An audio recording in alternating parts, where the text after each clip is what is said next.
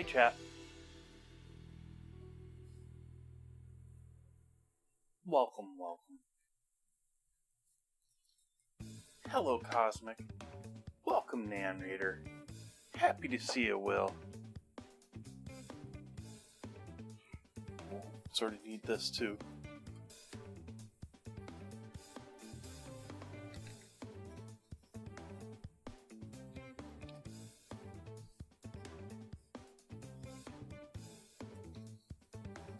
Happy Sunday to all of you as well.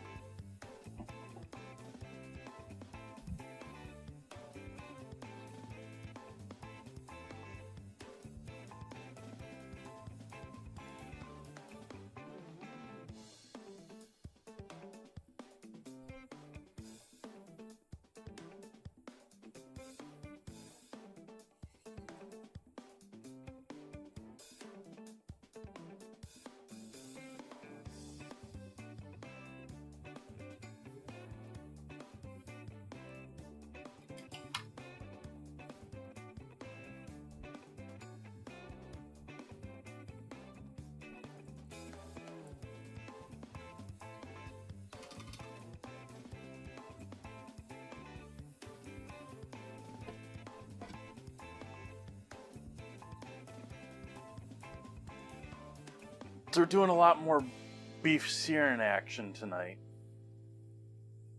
I'm gonna make some bread. Well, I'm gonna make some rolls.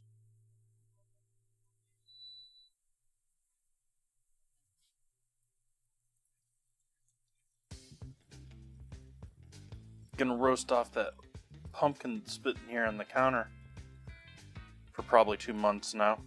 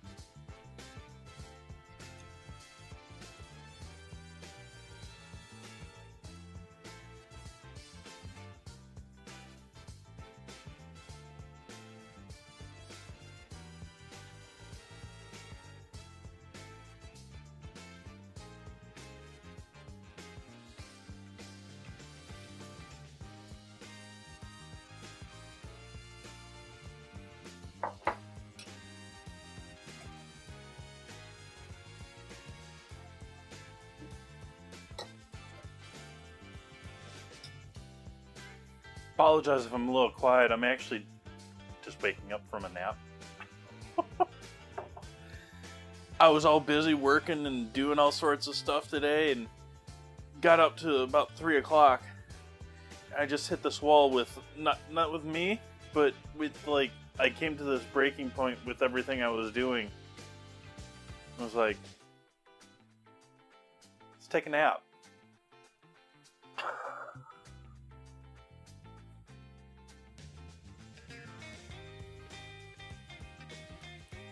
So I'm just waking up.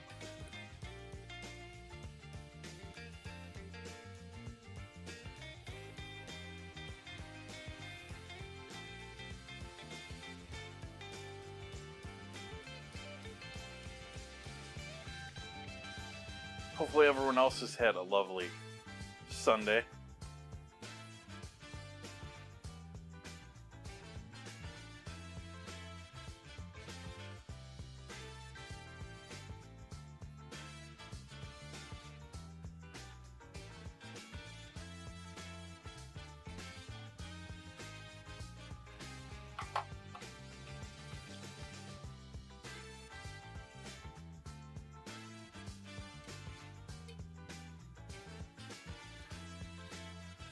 Sounds mighty tasty, head of broccoli, and welcome in.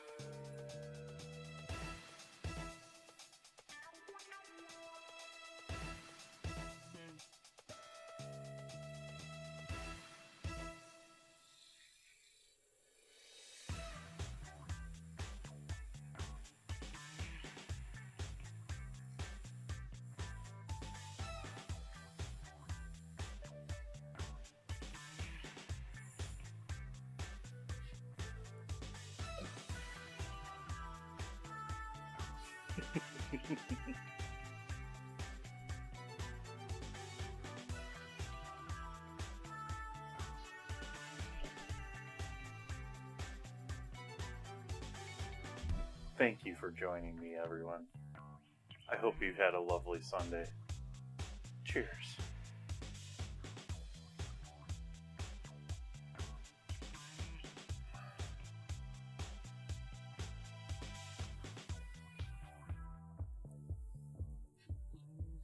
Sister, nieces, and you were all at Mom's house, baking, making candy on Christmas already?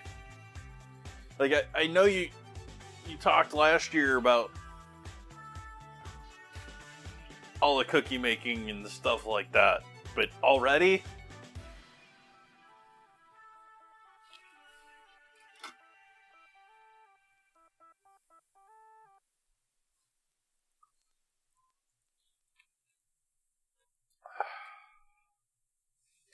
So let's get going with our beef right off here.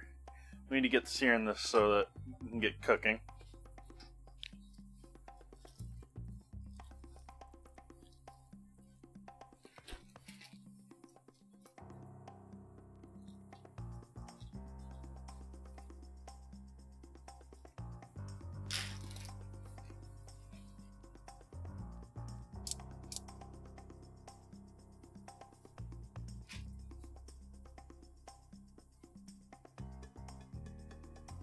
We have marinated beef from previous stream.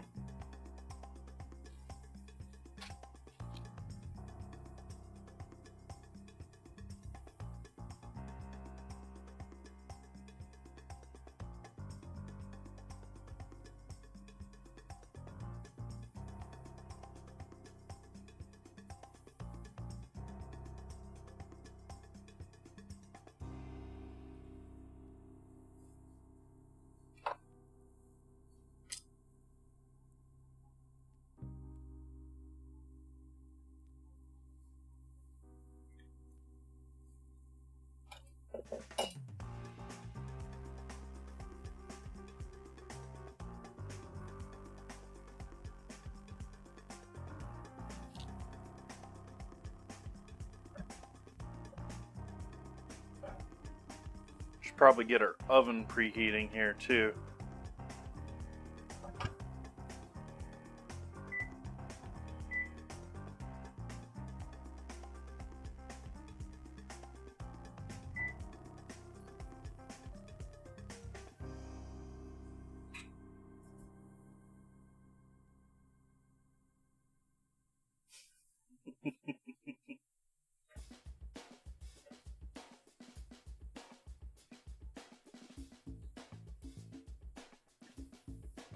I do too, Cosmic.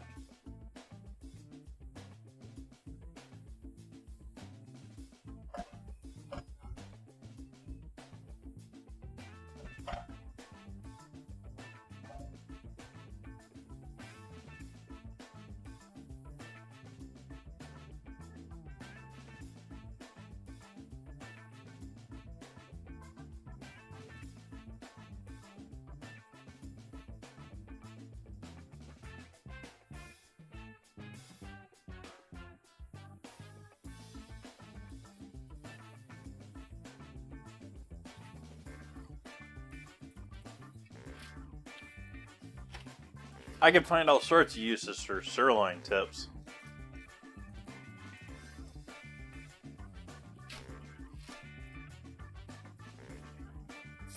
This is cheap stew meat. This is...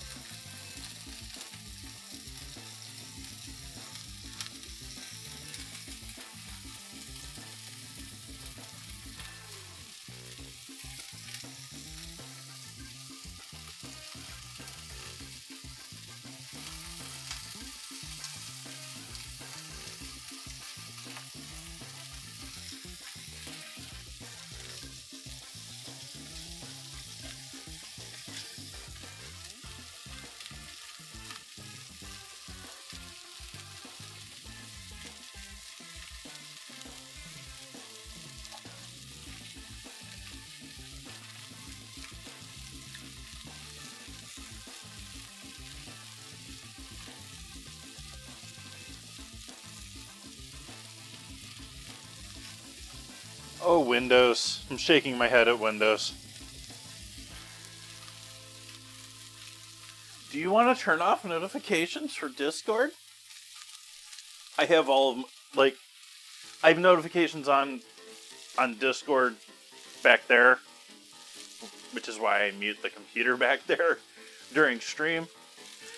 I have all of them. Just like, I have no audio out from Discord. I have no nothing from Discord here. Because I don't want it interfering with stream.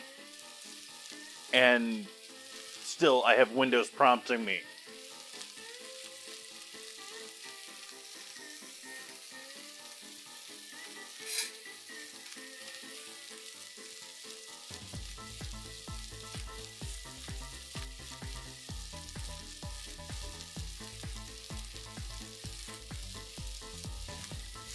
Ooh, head of broccoli got sniped.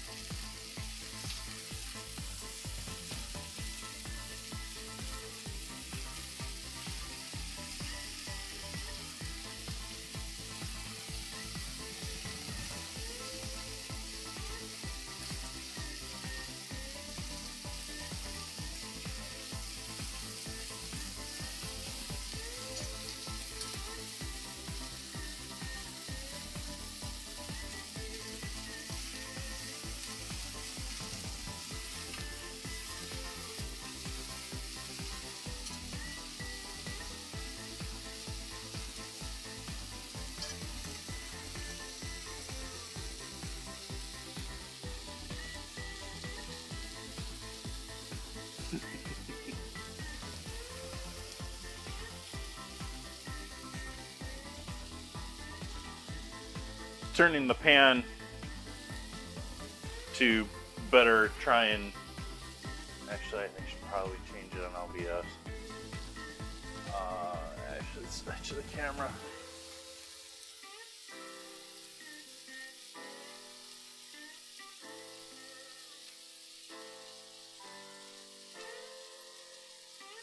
And I got totally distracted from what else I was going to tell you by the camera.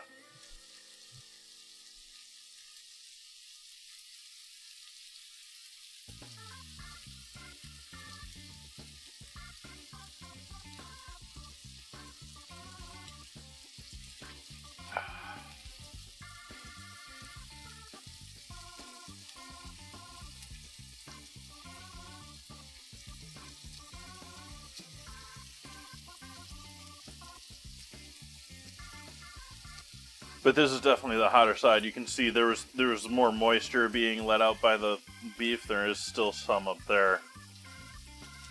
And the extra heat, we cooked that off, which is what we need to do in order to be properly searing. That's the problem with you get to a certain point with loading things into a pan. It's commonly referred to as overloading a pan. You put too much in there and you stop properly cooking and searing, and you start just essentially steaming everything that's in there.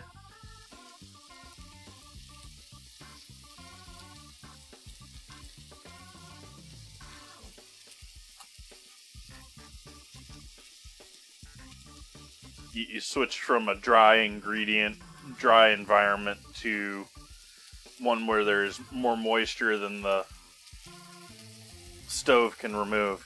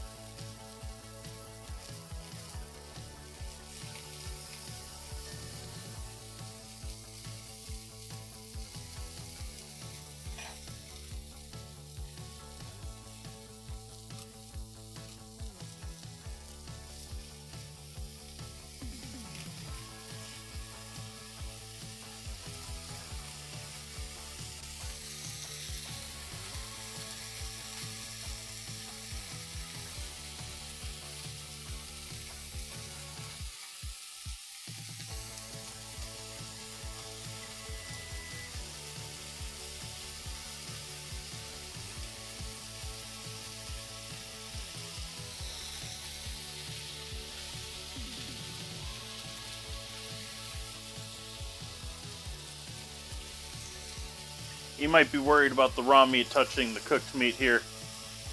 But this is all going to be sitting in a pot of boiling liquid for quite a while. We're not too concerned about the cross-contamination at this point.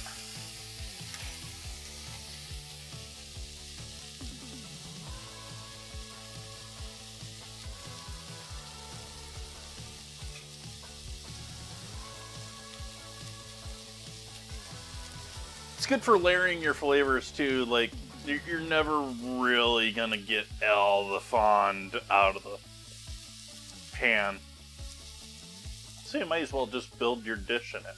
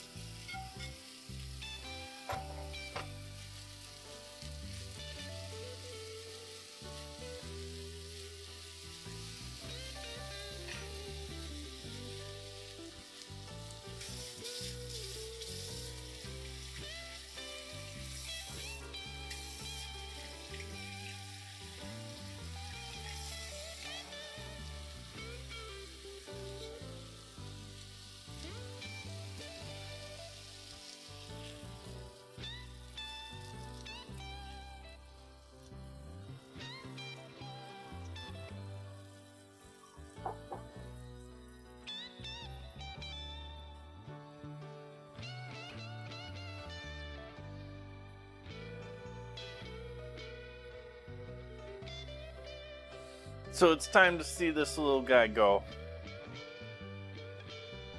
It's been a cute addition to the counter for a while, but your dinner tonight.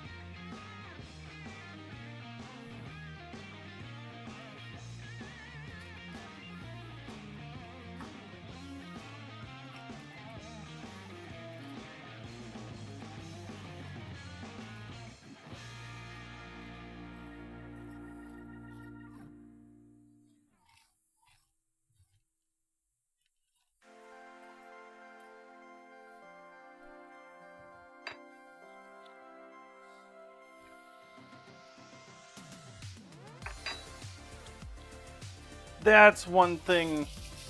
If I want pumpkin seeds, I'm just gonna buy them. I'm not that much of an aesthetic fan. I probably get enough salt elsewhere anyways.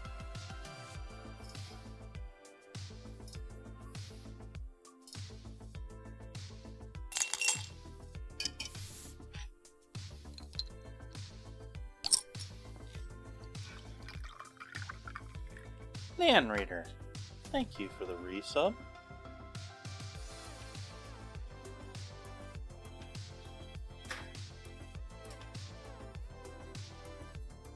Appreciate that.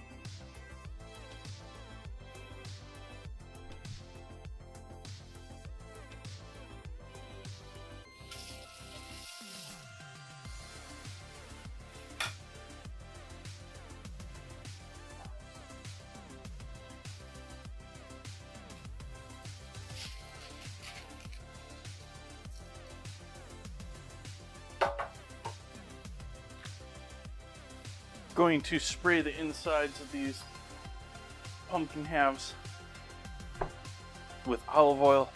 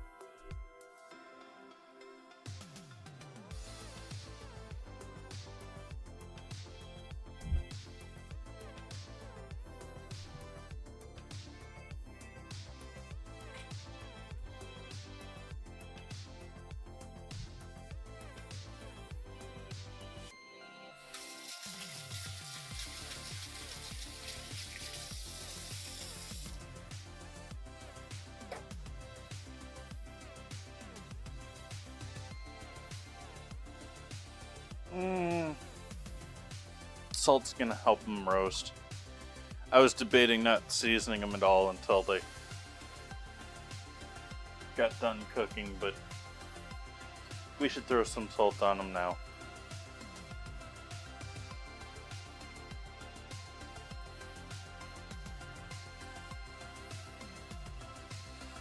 So I sprinkled some salt. I don't know if you can even tell. I sprinkled some salt on those, and now putting them skin side out.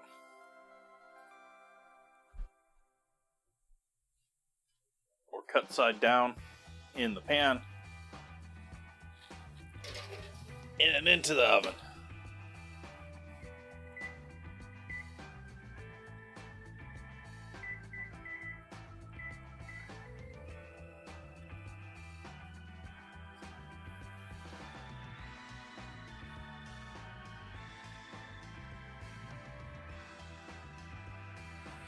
Turn the heat down to around a simmer on the beef down there. It's been cooking pretty hot while I was dealing with the pumpkin.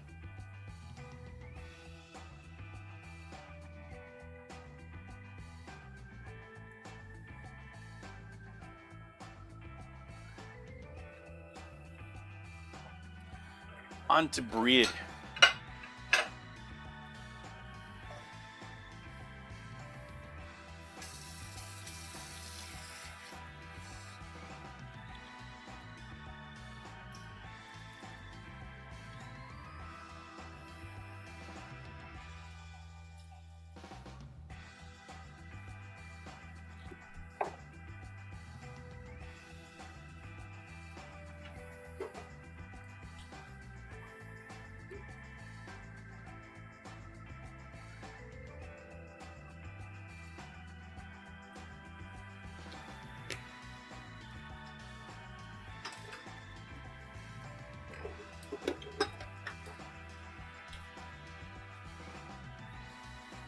Yeast. So we got a half cup with a splash of half and half, or a half cup water with a splash of half and half in it. And adding some yeasties to that party.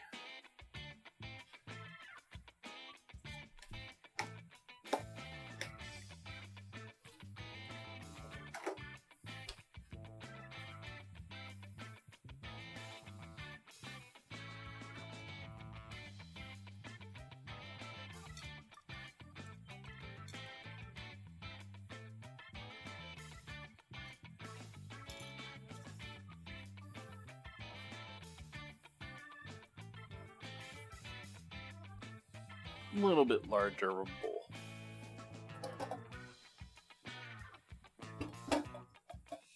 This is quite a bit larger, but it'll do.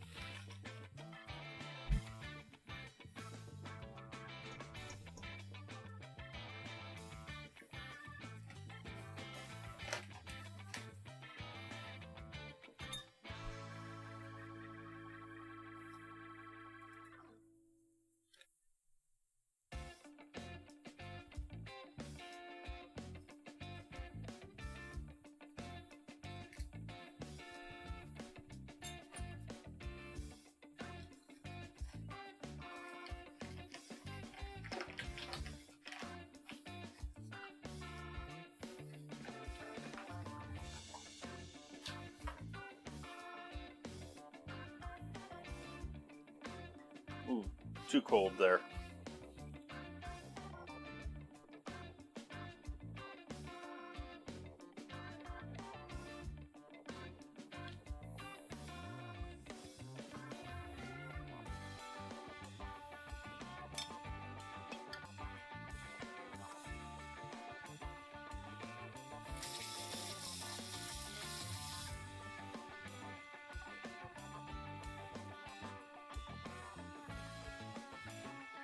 By the way, Chad, it's not a great idea to leave.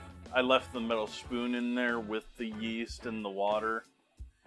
The yeast is still going to survive and you're still going to have yeast. You're not going to kill off the yeast. But especially if you're using like a copper spoon or something like that. But metals and yeast are not going to be good friends. And so it's not a good idea to leave it in there. It's going to inhibit things. It's not going to stop it, but it's going to slow things down a little bit.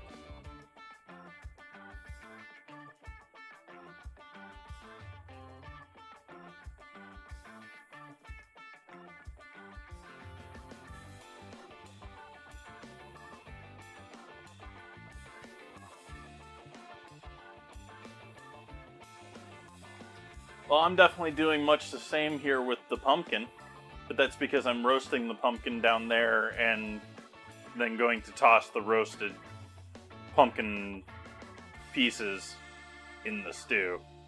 I'm going to roast them off as a whole to start. We'll peel the skin off, hopefully, give them a rough dice, and then I'm going to roast them a second time to almost sort of half dry them out.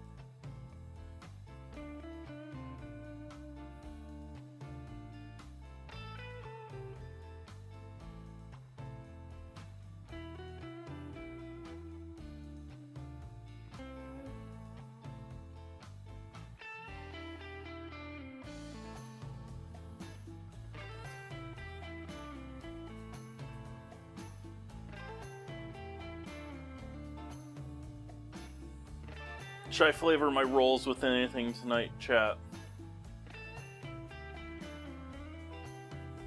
Adding the salt in there, but hiding it in the flour.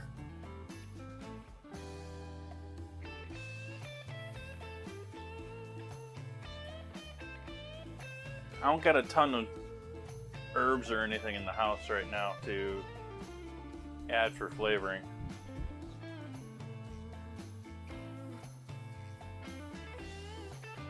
I'm going to be doing the veggies that I saute up separately from the beef additionally here. The reason I'm doing that is because the beef just takes so long to cook. Like, unless you're using like a slow cooker or something like that where you're just going to cook it all together, it's much more time efficient for me to get that beef simmering and then worry about everything else.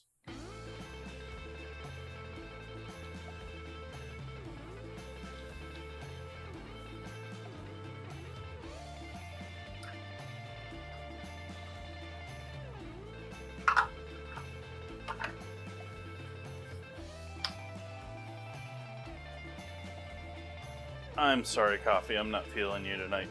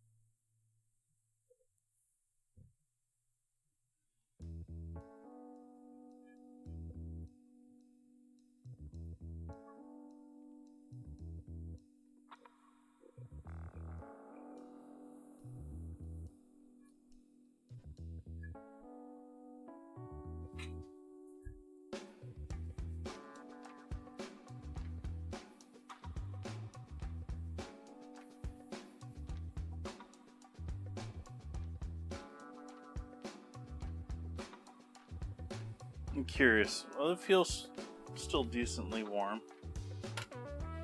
I'm curious how much the half and frozen yeast cooled off my water there.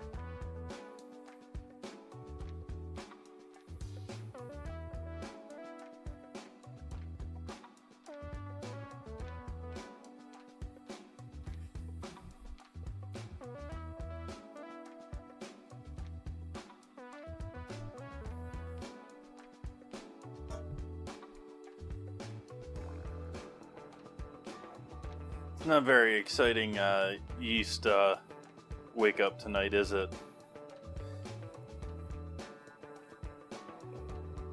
It's not like we got the little like islands jumping in up and down or anything like that going on. Yeast can be really weird how it like almost self-mixes itself.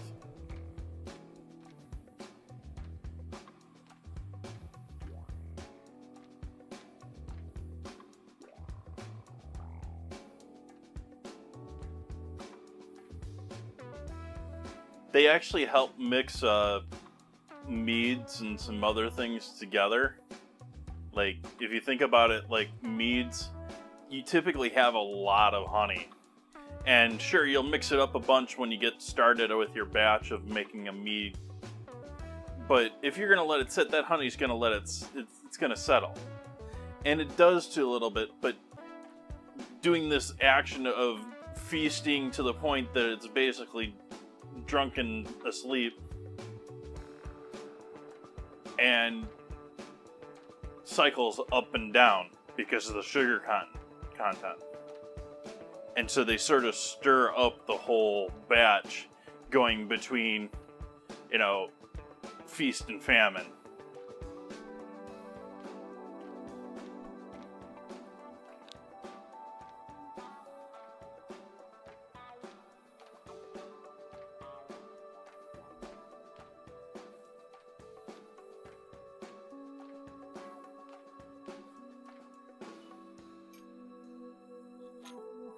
What you want now, phone?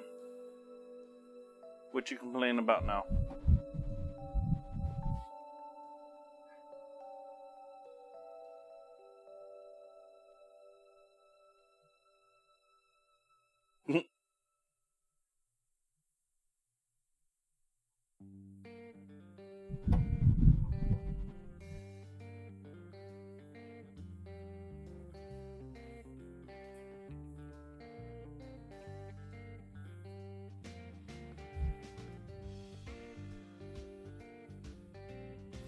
Chat, do any of you install random programs into your phone? Not like random, not like sketchy random stuff, but like stuff that you don't use in case anyone messes with your phone and they're trying to figure things out and they have that much more to sort through. Just me?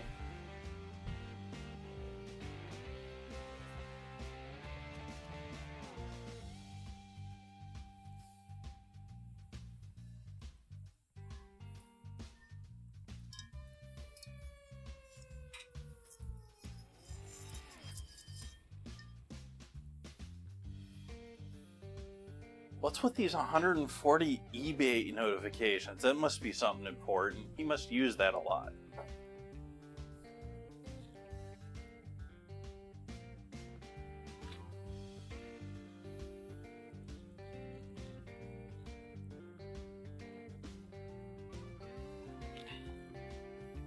Darn it, I'm hungry now.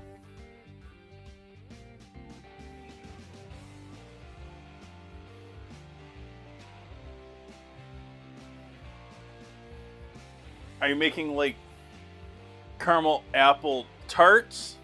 Or are you doing like whole apple tarts with caramel involved?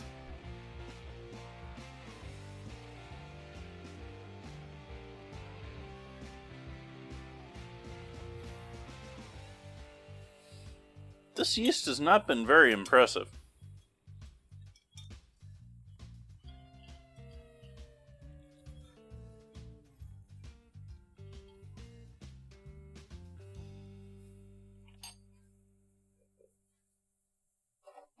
Let's see if adding a little sugar wakes you up. The latter, ooh.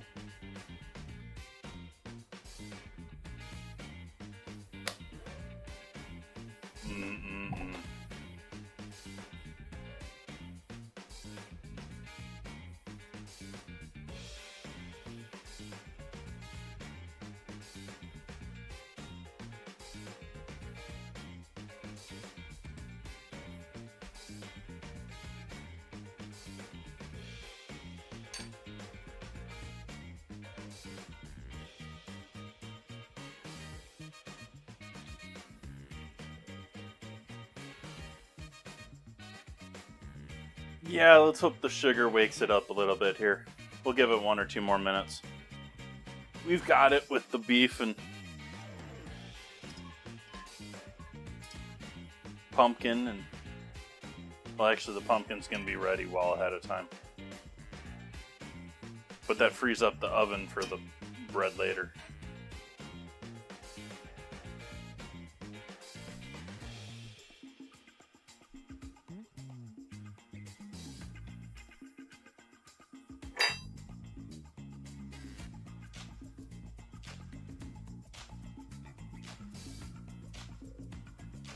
Oops, that wasn't what I wanted. That's what I wanted.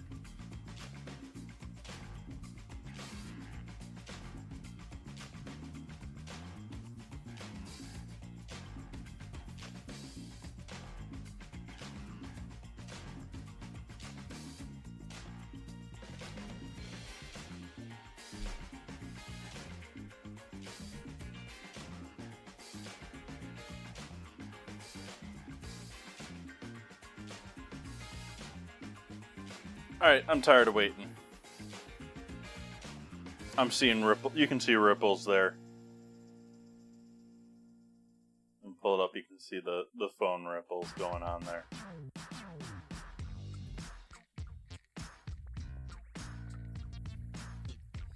It's alive. Ooh. Ooh. Hello. Welcome, Raiders. There's a light stream for you, Rhino. Thank you for the raid. Welcome, welcome.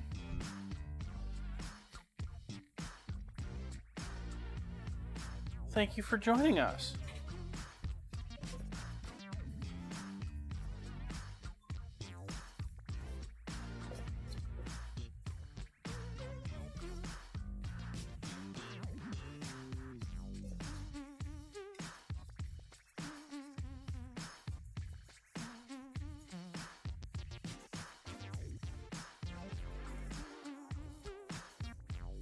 Got some rolls getting started here on the cutting board. And we got some beef on the stove. I've got pumpkins roasting in the oven for another 6-7 minutes here. Oops. And we have ads. Ooh. My bad. Sorry for those just coming in with the raid and getting immediately hit with ads. My bad.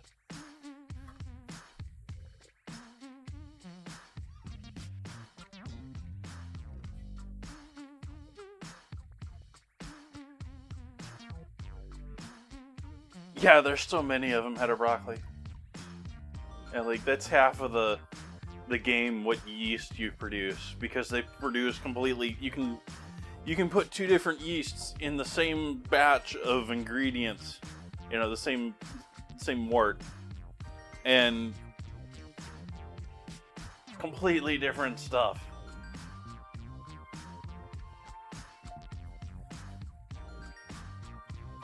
And that's even with ones that are relatively close. And really, like, you start comparing things like beginning low-level alcohol wine yeast to, like, champagne yeast and stuff like that. Like, you start learning the real range of what there is out there for yeast.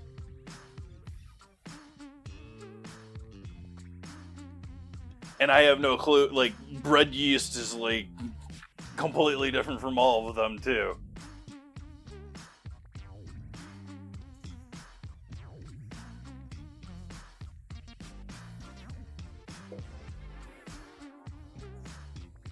And that's also, very obviously, in my mind, a proprietary secret of a lot of these beers and spirits and all that. Their yeasts, they use the same yeasts over and over again and have labs to make sure they're keeping the ones they want dominant and stuff like that.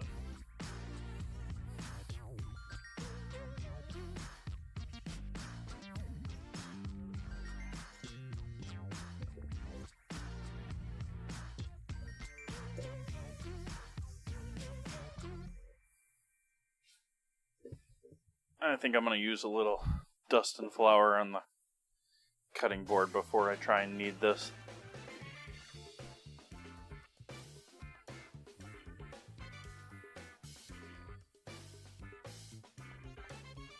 I also don't make a distinction, Head of Broccoli, between summer and winter on the yeast that I use. Though I can see, you go through yeast, it makes sense. For me here, I just buy myself the typical bricks that you find everywhere of at least a reputable name, you know, Red Star, etc. And Fleischmann's Red Star. And throw it in the freezer.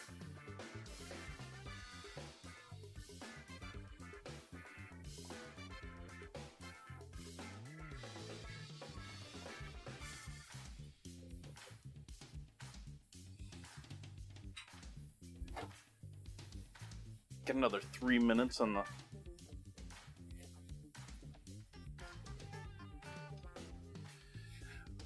welcome in raiders who had to suffer through those ads right off. Or like, I'm so sorry.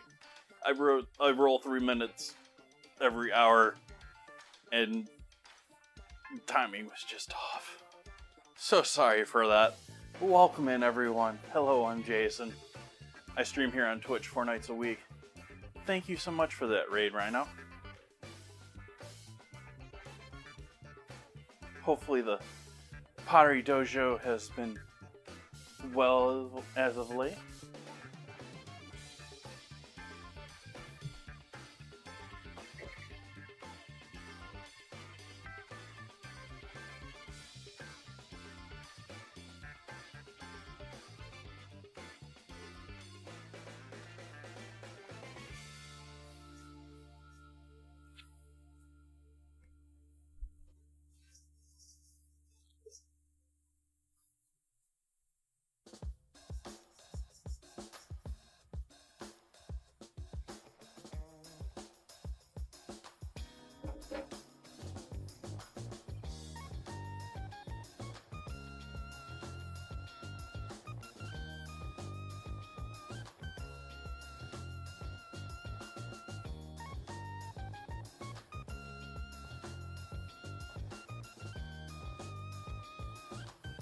So what I'm needing here now is going to be my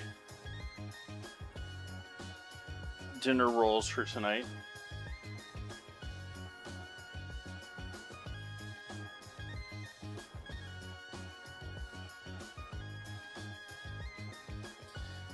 I've noticed, I think I'm getting worse with it, head of broccoli. I think the more I'm getting used to, I've been using a touchscreen phone for years now.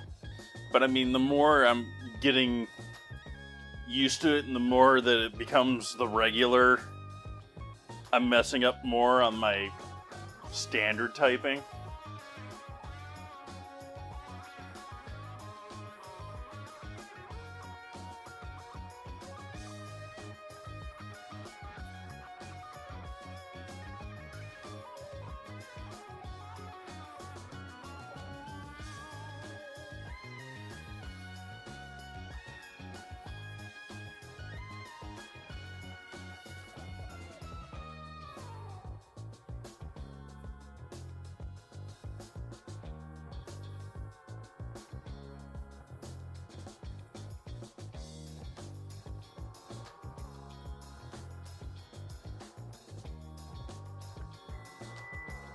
Oops, there's our pumpkin.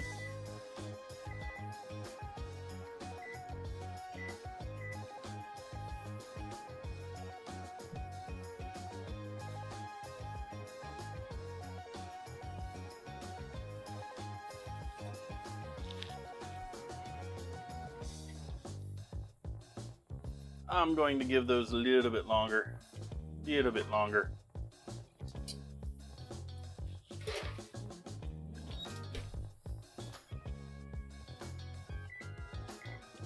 Another 10 minutes, I think. They've been in there about 20 minutes. Around 400.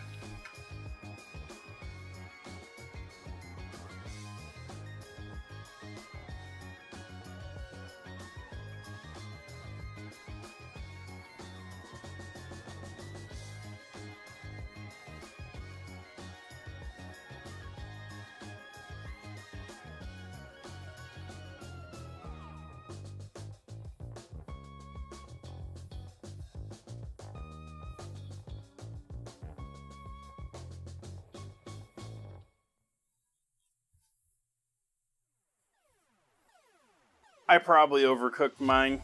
I typically go until you get a nice, easy to remove outside skin to it.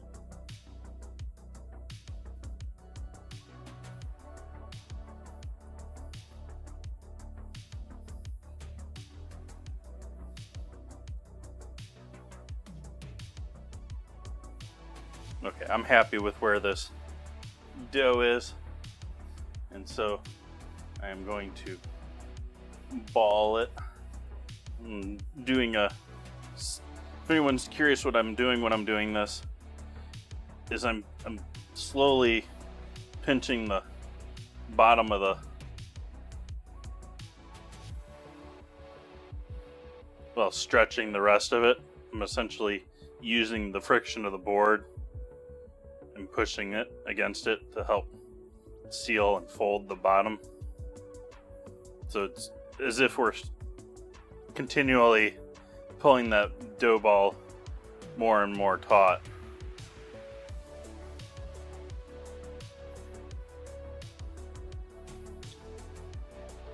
We're gonna let that sit for a bit. We'll clean out this bowl and let it sit in the same bowl.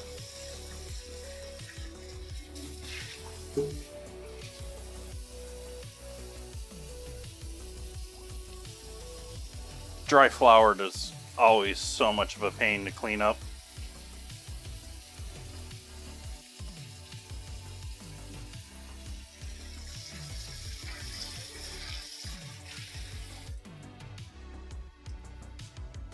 Which I think is the opposite from clay.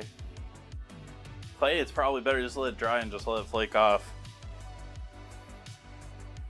Not for this.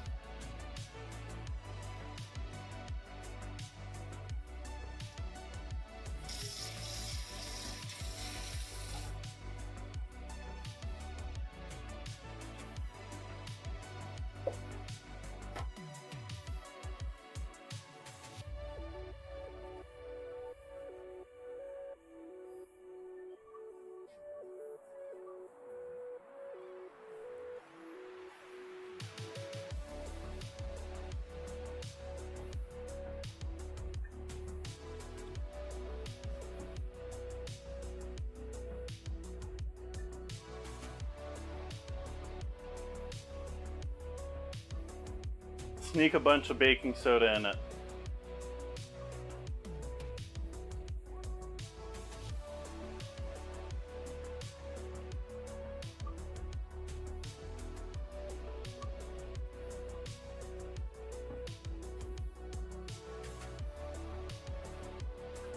If we put too much in, it may be a little bitter, but otherwise this is going to add a whole bunch of bubbles.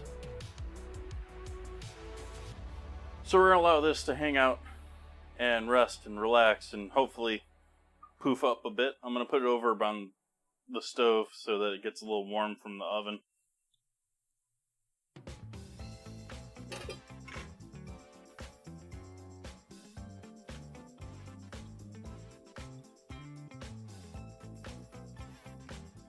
Beef is looking yummy. Let's look at this flame underneath this. This isn't bubbling hardly at all.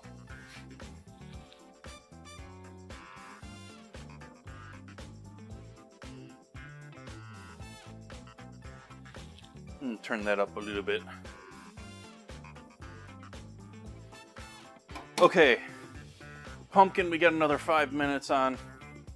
Let's do a little quick cleanup on the cutting board and let's get into doing some veggies. Well, actually, let's do a cleanup and maybe that'll handle us until the pumpkin comes out and then we'll do veggies.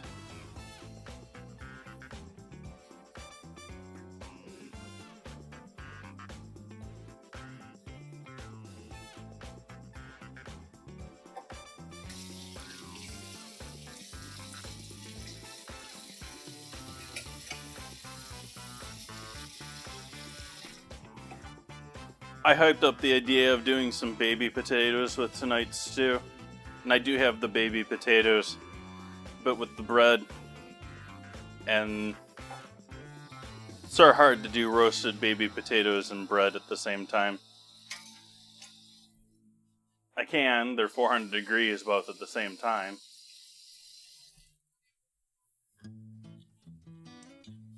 He reconsiders.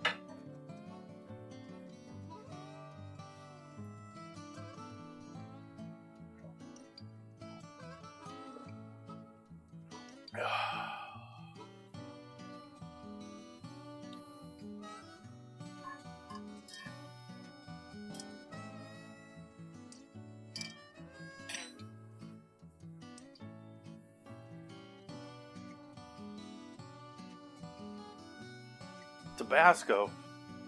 That sounds like a horrible idea. Well, since I don't have any especially. I guess I gotta get some Tabasco.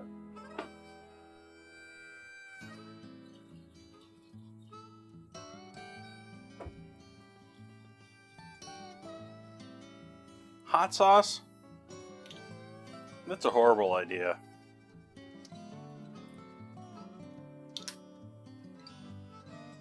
Though I'll be honest, I like Frank's, but Frank's is spicy vinegar. Angry vinegar.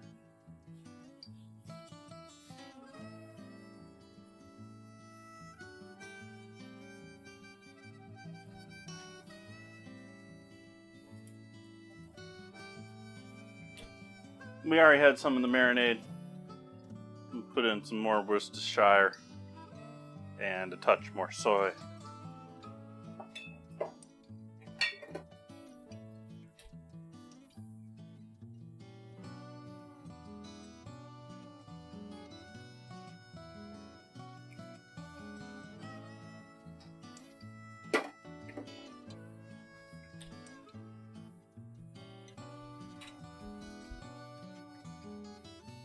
Oops. Maybe I should have done that for you, chat. My bad. We got some beef.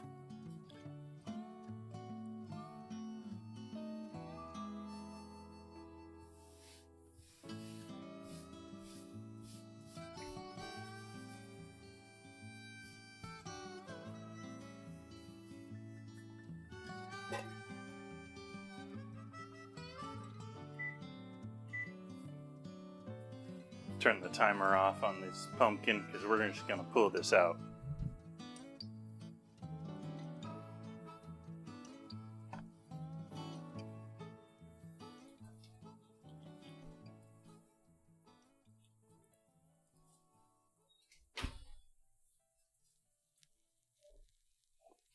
There we go. That's how I like it. Skin pulling away.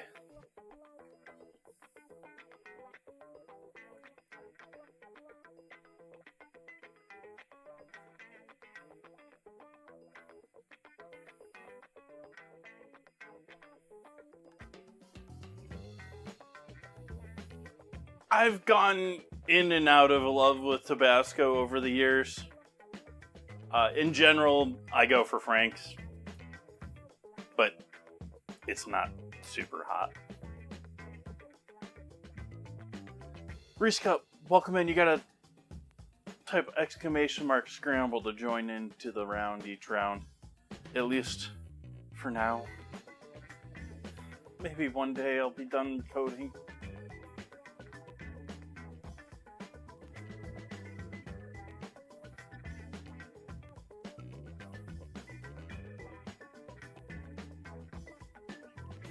Nice.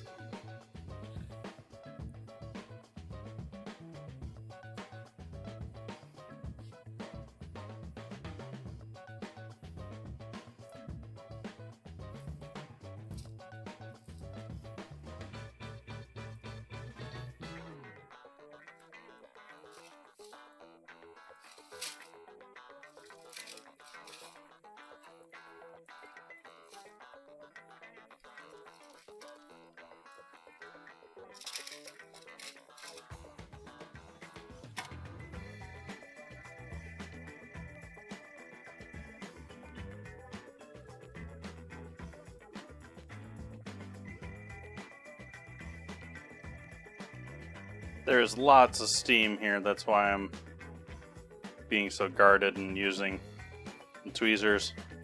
If you want to waste a pair of gloves on this, you can.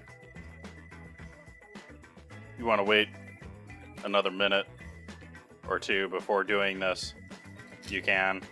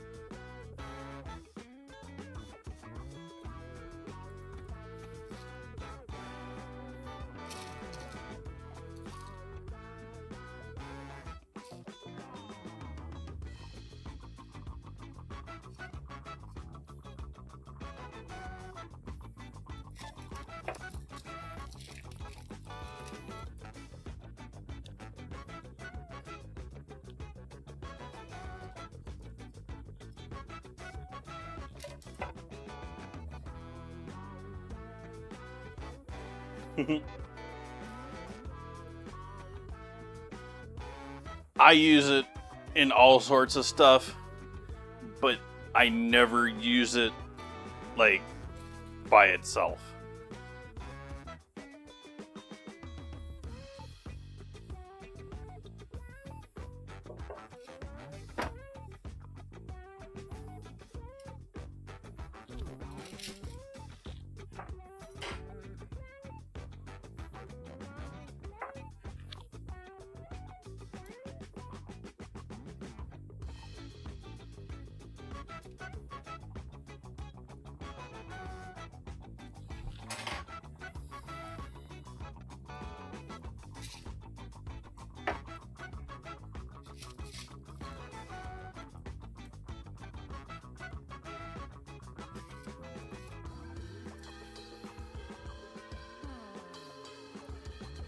It's a little like it's a giant orange. It looks like that with the almost like the pith of an orange.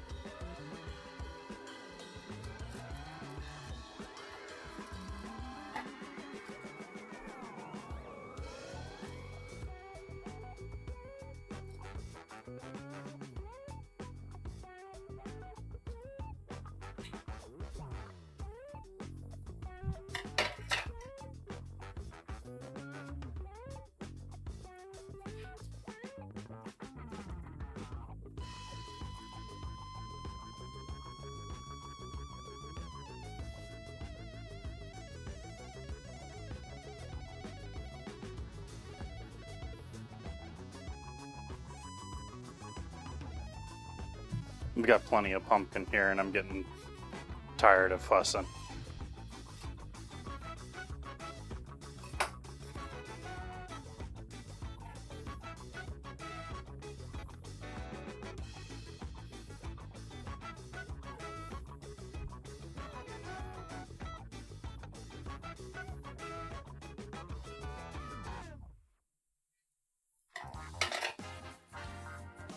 Bob!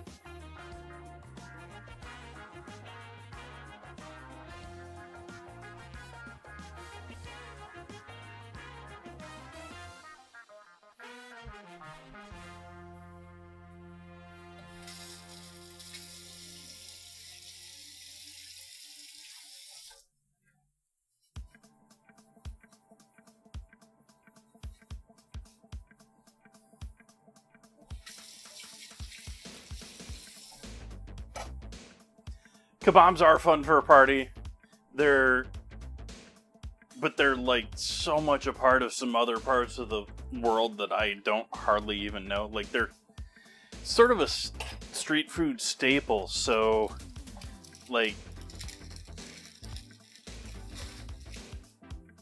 all those poor rundown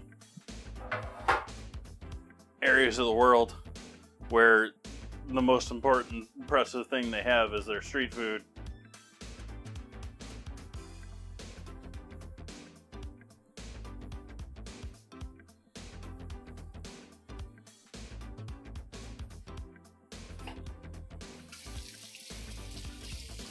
But they are so much a part of so many cuisines.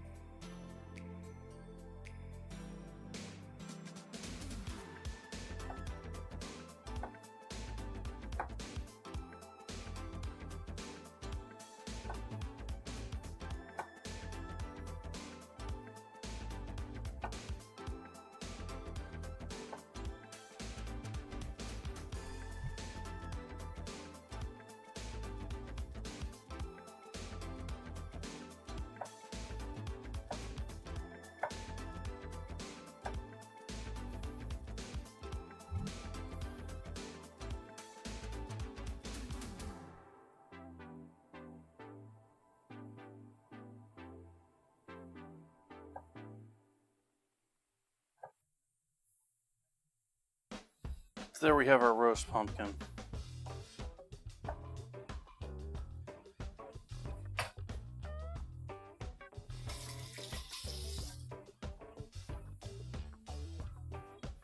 That's eventually going to go in here.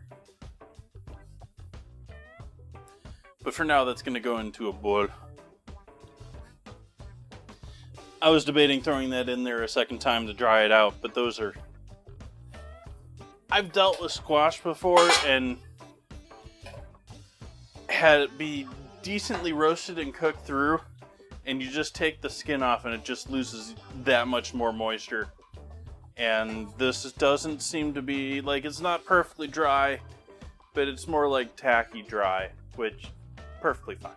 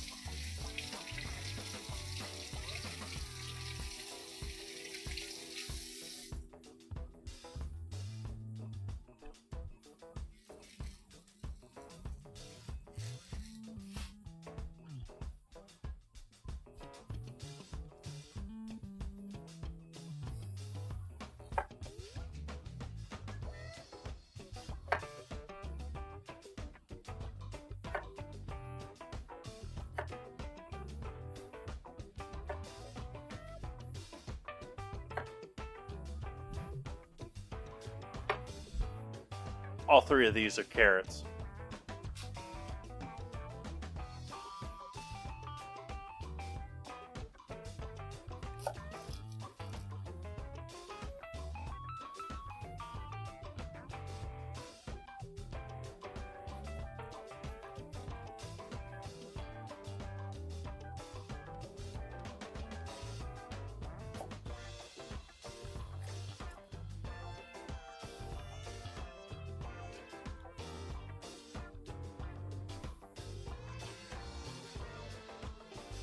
Hey, Kip.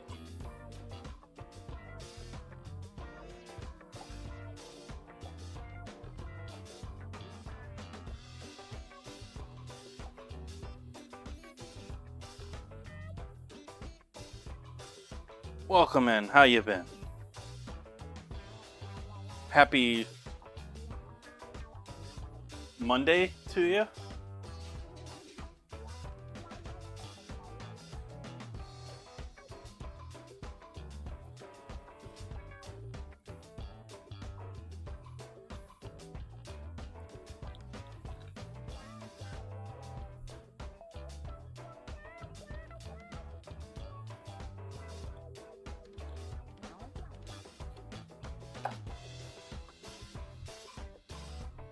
Hi, Carl.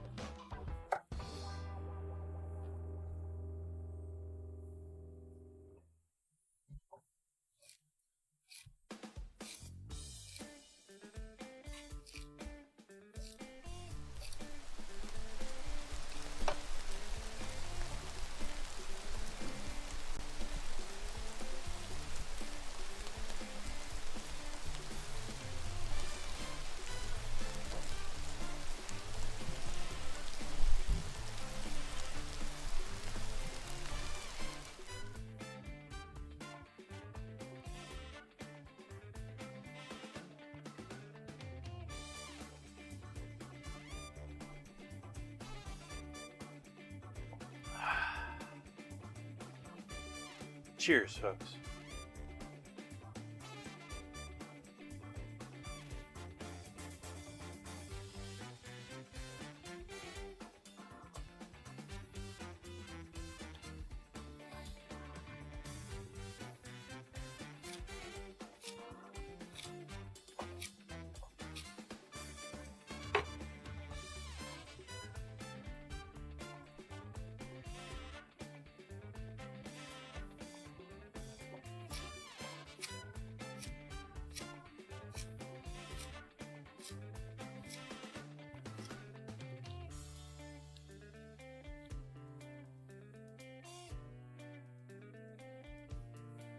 Life can get that way.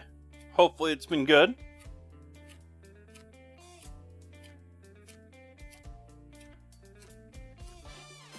Regardless, I hope the best for you.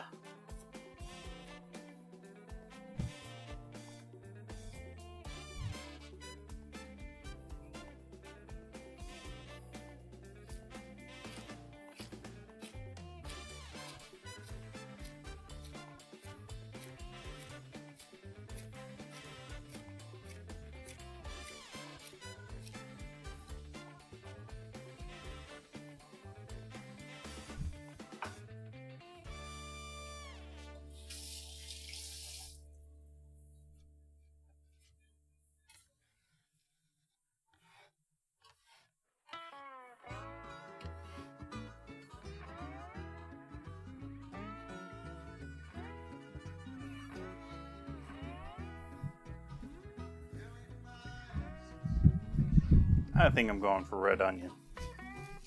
Or Cabernet onion. Ooh, maybe not. That's a funky onion. Are you a funky onion too? I'm feeling icky for even touching that last one.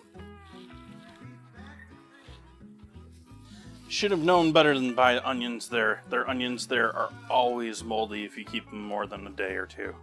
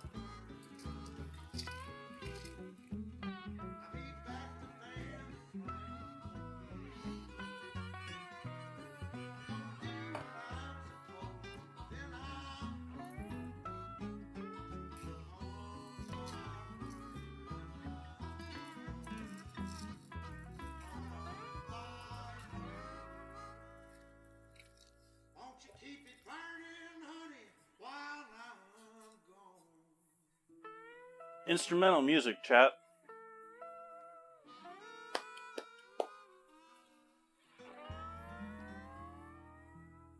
With lyrics.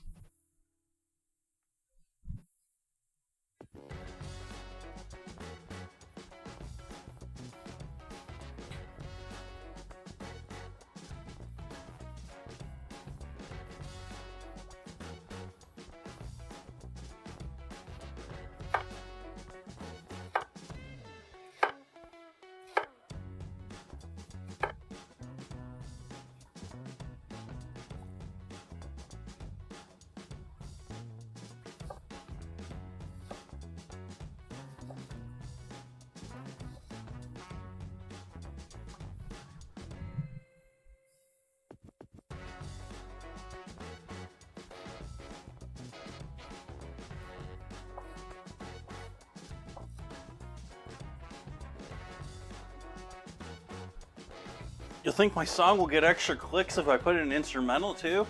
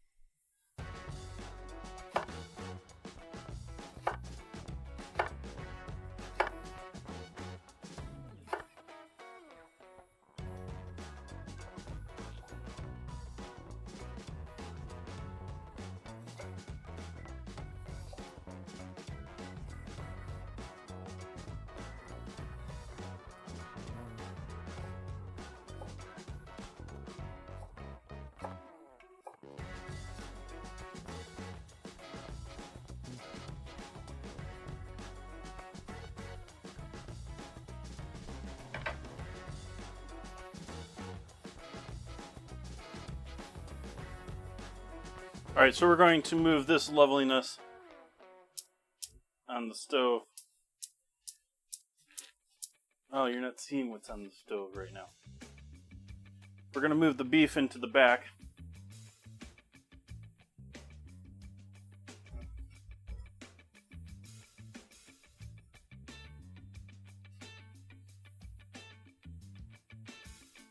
We're going to move this bad boy, which we haven't done any cooking in, but I did put the beef in there earlier after I had seared it, since I had seared the beef in a couple different batches. So there's a little leftover beefiness in that pan. Add some oil to that and we'll get started with our veggies. The dough is looking like it is poofed up a bit. I am going to pull that away from the stove now and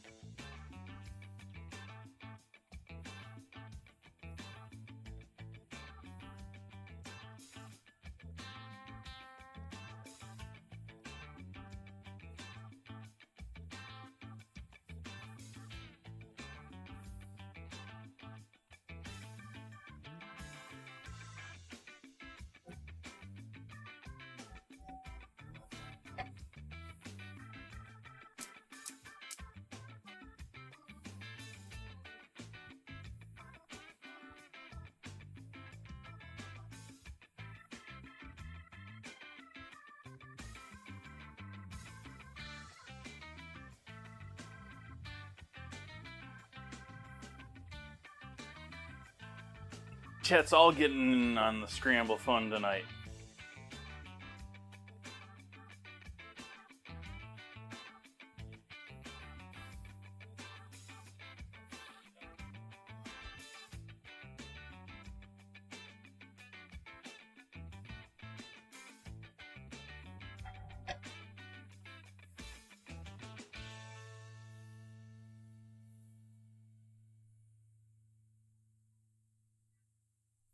So what's chat think of this whole idea that ChatGPT now has a $200 a month level that's still not the, executive / corporate level?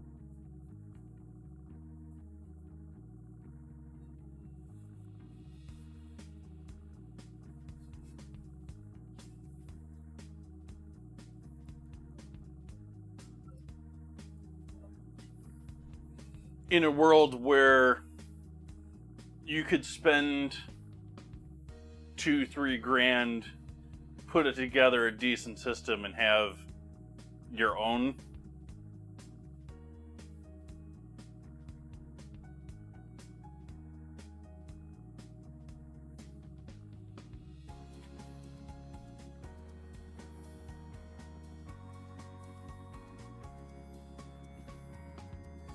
Well, that's sort of the...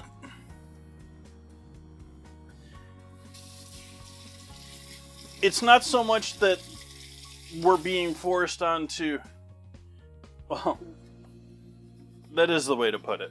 We're being forced onto it, Kip. Like, we're just in the beginning stages of it in my mind. But we're in the world where we're essentially going to be monetizing search.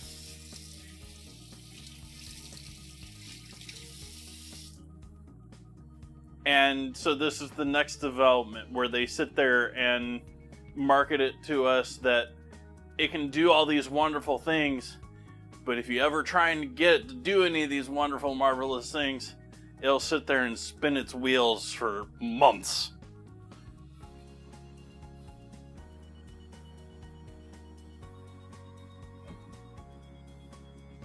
Because it realizes it knows something you want and wants the money for it.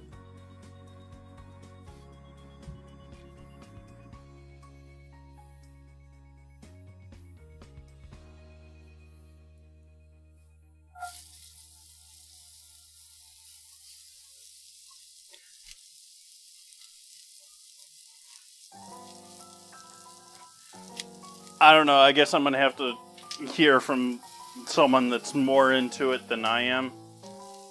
But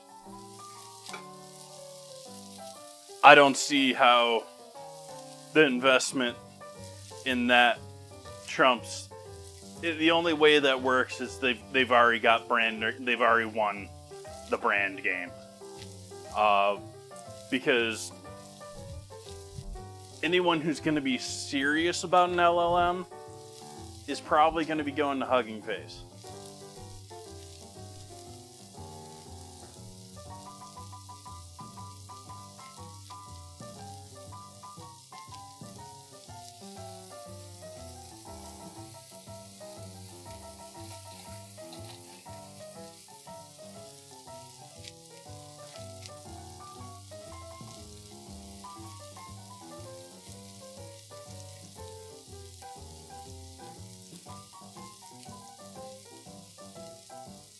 No worries, Head of Broccoli. Thank you for supporting the stream.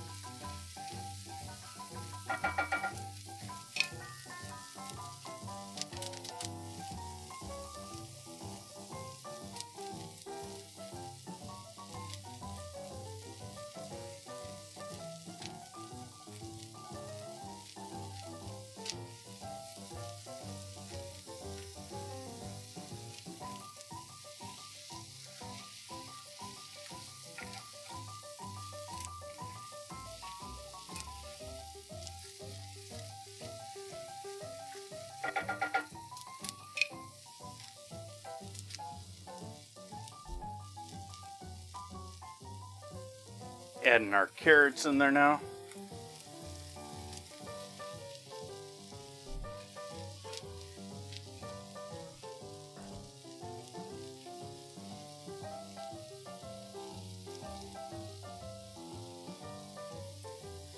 Ooh, thank you, Kip.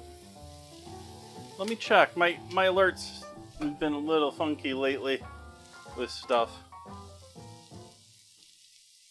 Greatly appreciate that.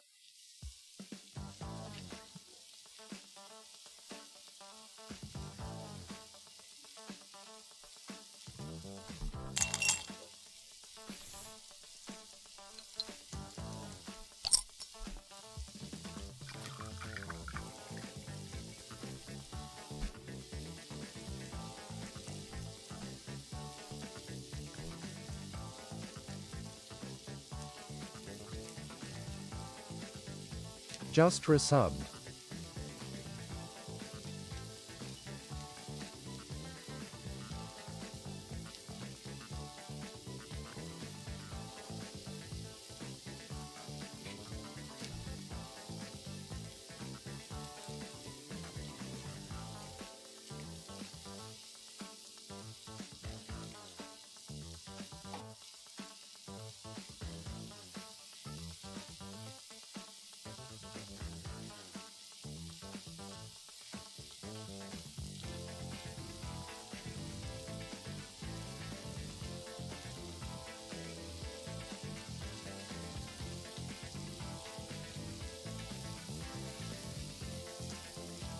Thank you, Kip.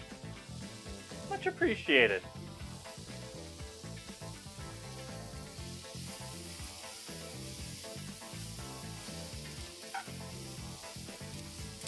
And Chad, if you're curious about the best bang for the buck to support the stream the most, that is to doing direct donations, doing Patreon. They are the best two options for most to me. Twitch, you get the emotes, you get the regular subscription, you get, all that extra stuff. You get Twitch added perks in there.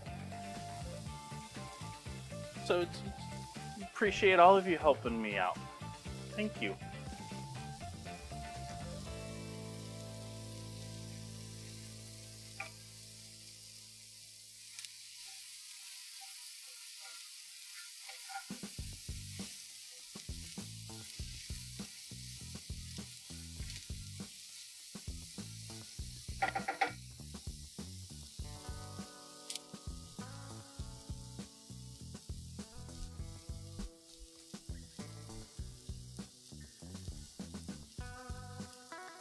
Oh, Lisa, welcome in.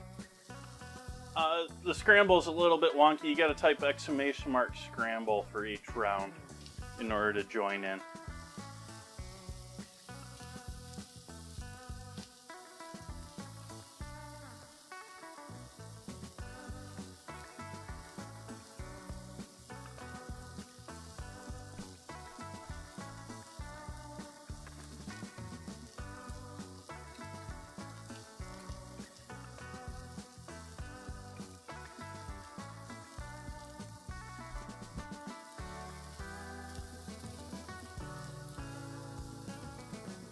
Thanks for joining in, Lisa. Sorry you missed out on that, but if you want to join in the scramble, you just gotta type the !scramble.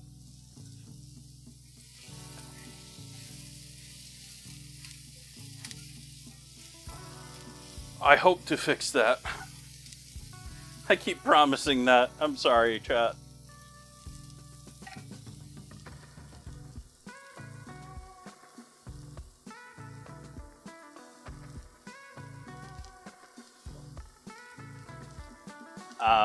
Okay, never mind.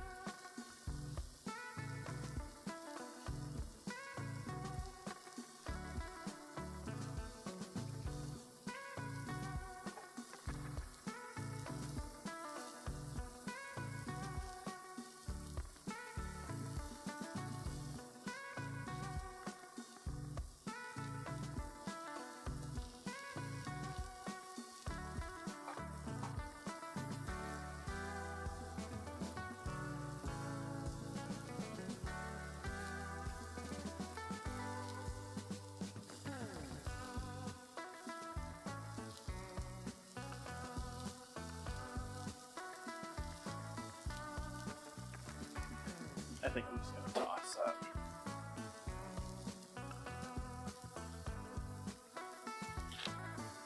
We'll do some granulated garlic.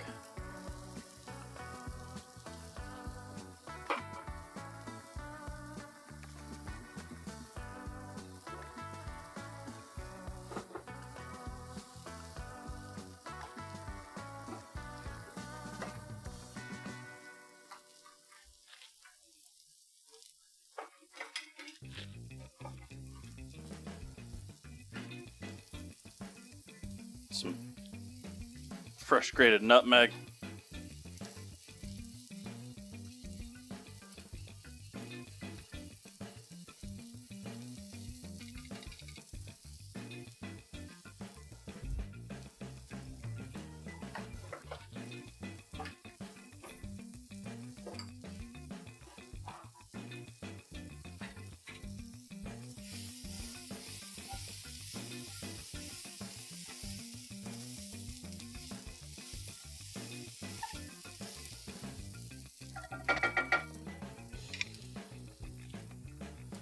turn the heat off on that, moving that over here, moving our beef back down.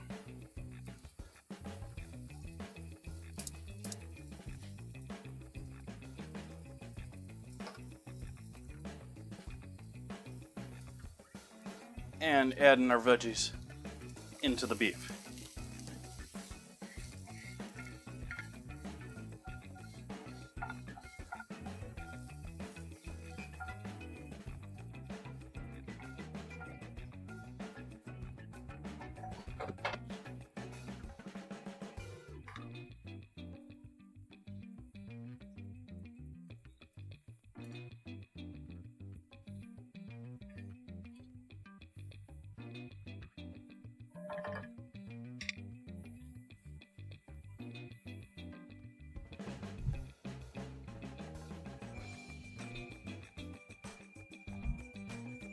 Uh-oh, we got a rivalry.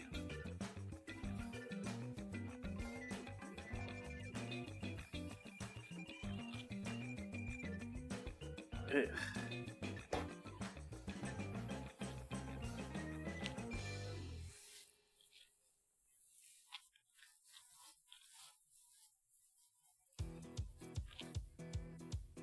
So we got our pumpkin ready to go in there. We've got our stew basically ready to go, but that beef definitely needs to stew a bit more.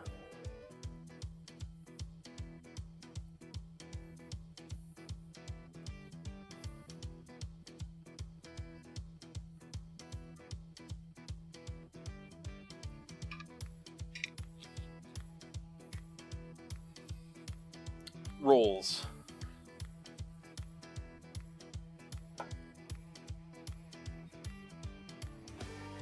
I would say that is doubled. Maybe a little less than double, but in the ballpark of doubled. What do you think, chat?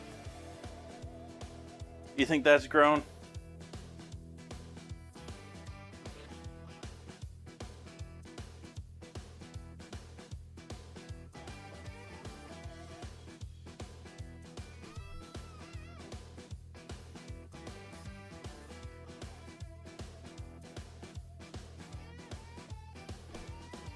Ready for the punch down?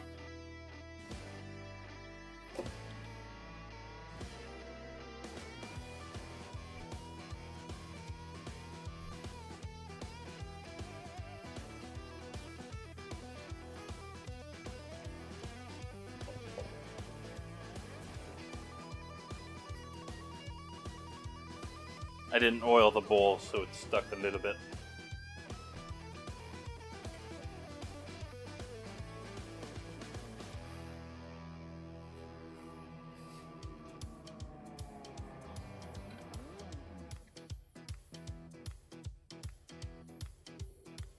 Folding that dry inside.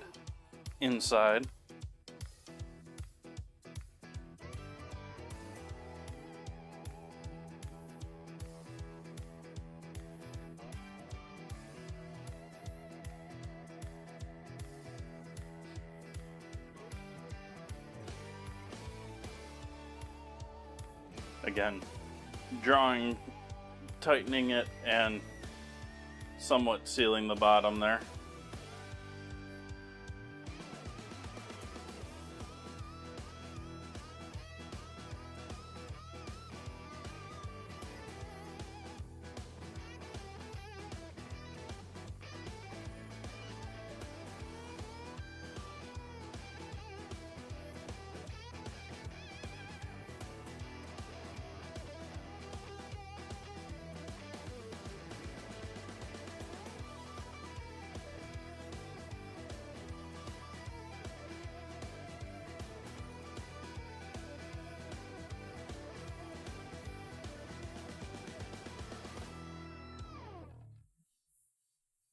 If you want to be really pretty about it, you can sit there and fuss over it, but it's a roll.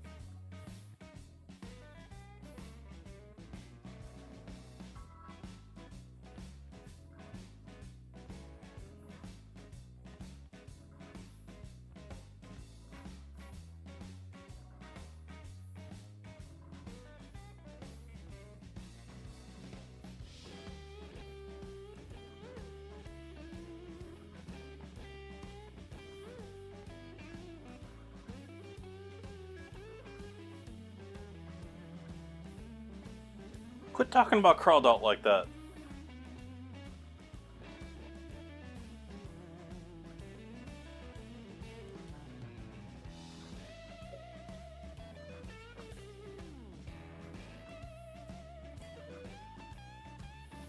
Oops.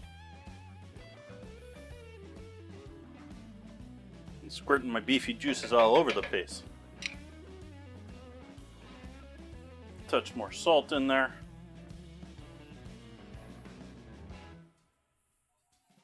Pepper.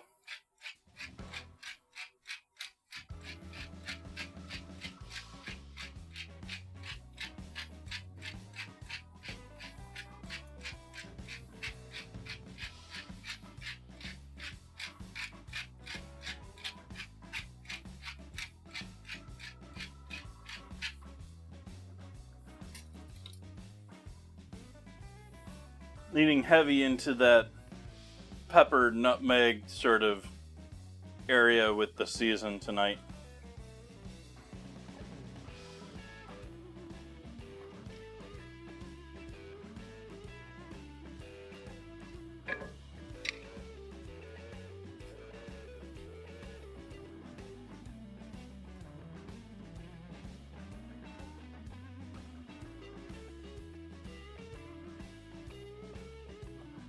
Hopes if chat can even see what I'm talking about.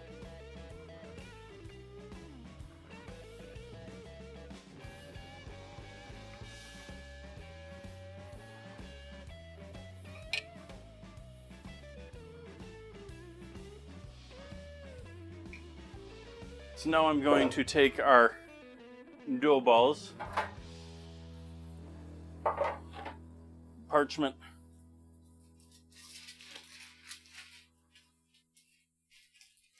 on a sheet pan, and we're going to arrange these just close enough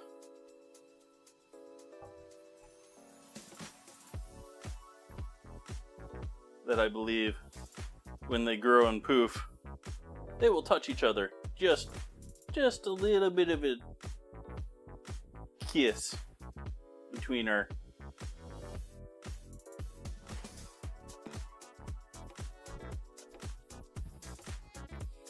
and usually they won't quite be touching by the time I put them in the oven, but that extra little poof in the oven gets them that a little extra distance.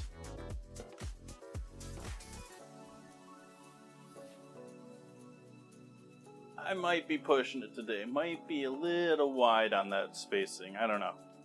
What do you think, chat? Am I too wide, my spacing?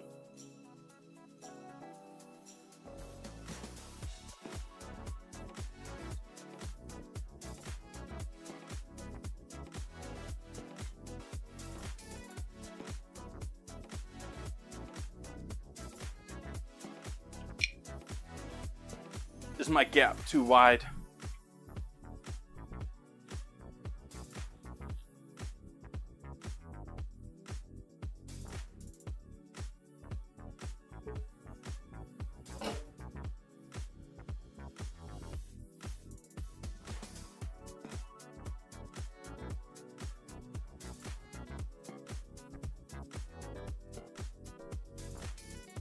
What would you add to tonight's dinner, chat?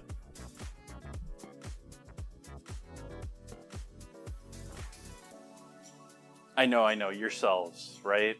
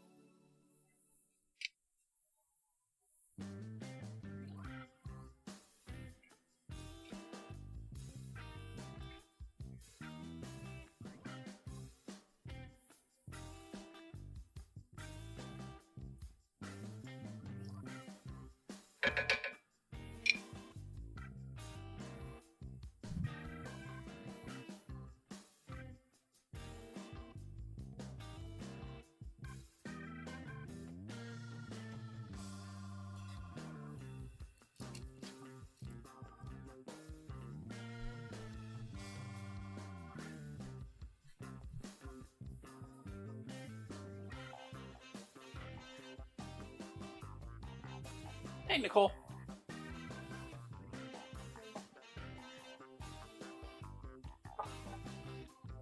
Doing pretty good. We got dinner pretty much on cruise control at this point. We're waiting on beef to keep cooking here. I was actually just sort of sitting here debating. I was debating the idea of letting this sit for a couple minutes AFK while this beef just cooks so that we get some nice tender beef for dinner tonight with this. But we've got our rolls looking nice. We got our pumpkin looking delicious.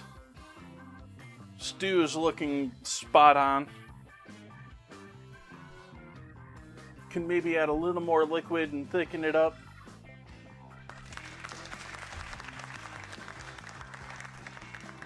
Thank you for the follow.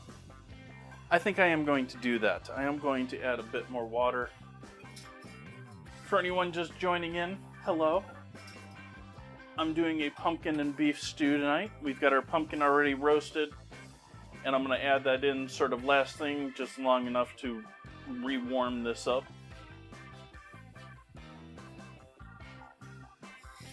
I'm going to add another cup of water here. Considering we got all that squash to add in there. And I am thinking I might give this a little bit of a starch slurry at the end here to thicken up a little bit.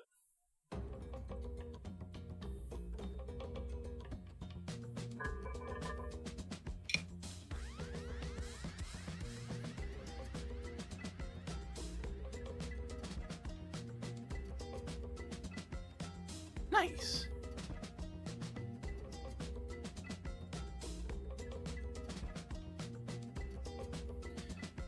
Cooking streams, I honestly would say this for any streaming, beyond you just turning it on while you're playing games at home. It's either A, got to be something that works with your life and your lifestyle, otherwise it's going to be way too much work. Or B, well, just in general, it has to be something that works in your general lifestyle. Like, food and drink streams, it's either once in a while where you have to do a ton of planning, a ton of organized, like, you gotta make sure you have all the foods available and everything like that for it. And versus rolling with it every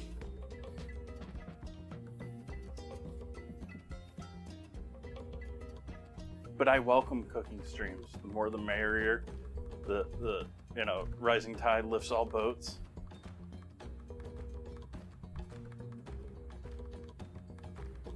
Twitch doesn't have nearly enough food and drink on it. It needs so much more.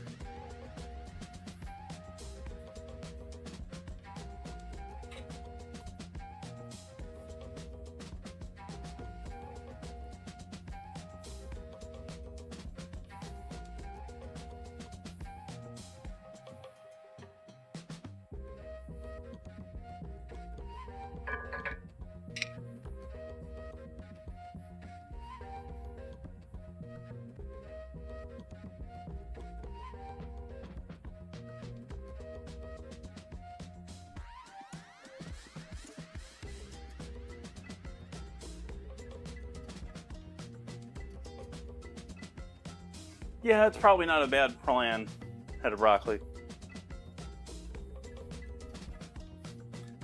They're probably still watching me all over the place, but I do try and pay very much attention where the cameras in my house are pointed.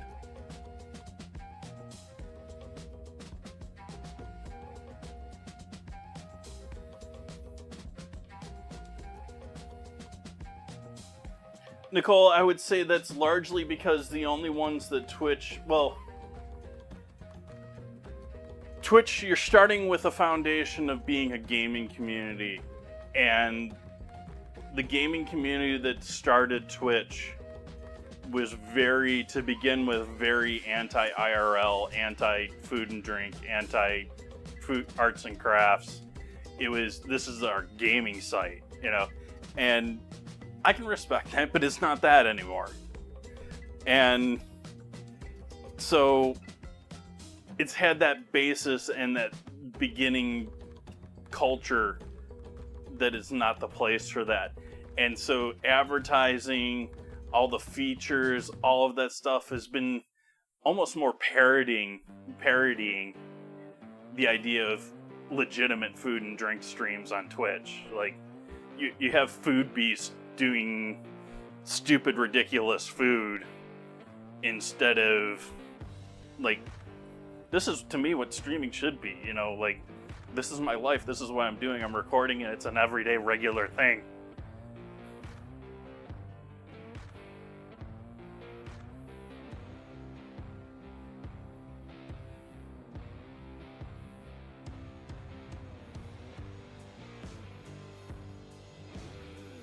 I wish I could say that the streaming world is boiling down sort of like Twitter and Blue Sky right now, where you sort of have a right and left-wing version of the service. But it is not that at all. Right now it seems to be mostly legitimate streamers are on YouTube and on Kick.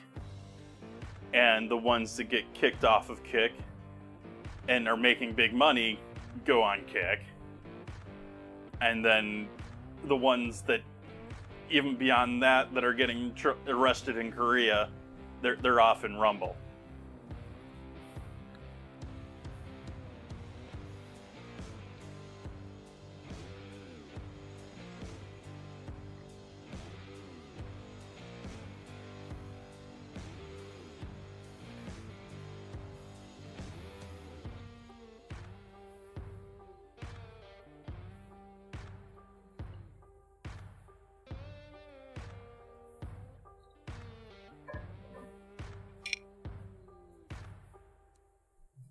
Hi, Gaia.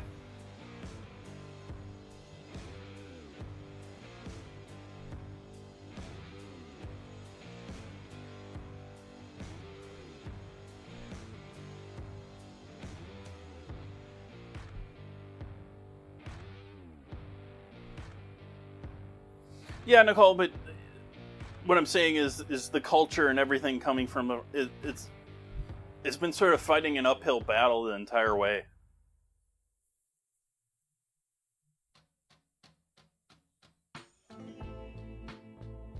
I try, Gaia. I'm dooming a little bit, but welcome in. Hopefully you're having a lovely Sunday or Monday, depending on where you may be.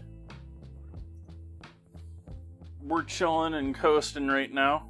I'm bringing the beef stew back up to a simmer from adding some more water in there. We've got our dinner rolls poofing. And pumpkin already roasted to add into the stew in a little bit.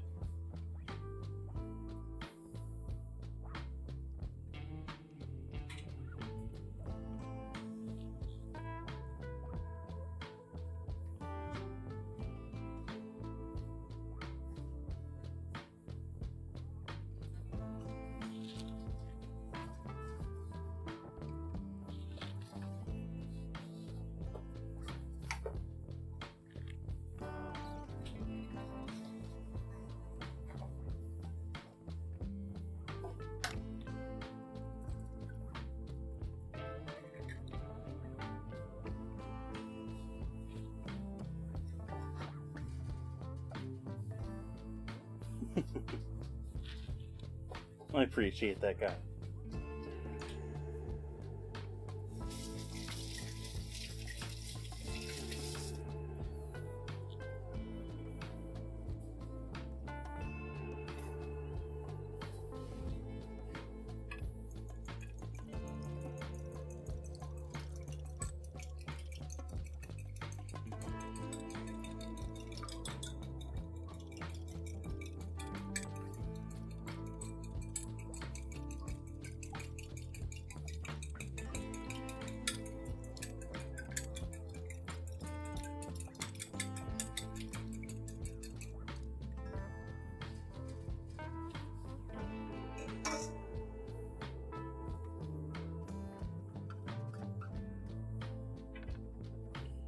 egg for an egg wash on our rolls.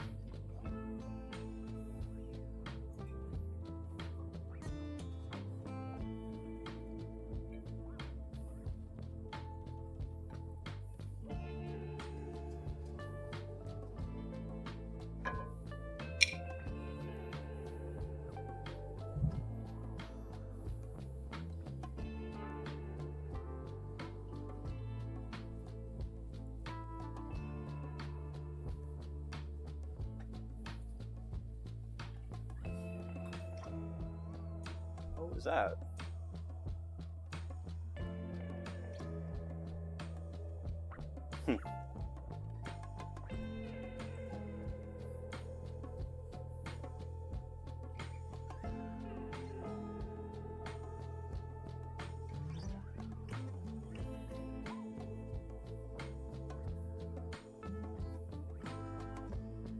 Actually, to go even give you a great example of how Twitch has treated food and drink.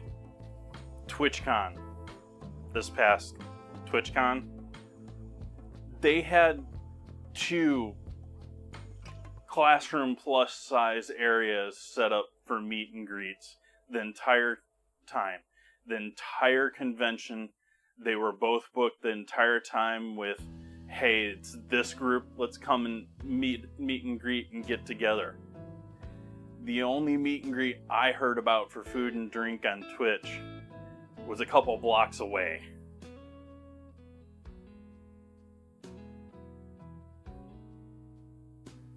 And I'm regretting not going to it because it looked like a number of people went to it. I was a little bit of curmudgeon about it, but at the same time, like, it wasn't even in the convention.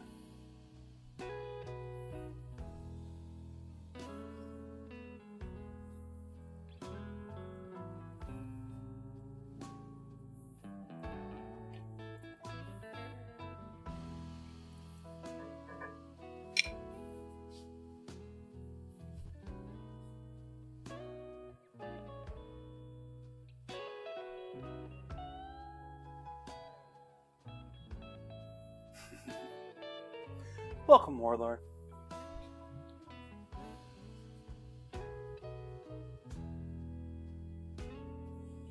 Nope, these be dinner rolls. We got our roasted pumpkin and our beef stew.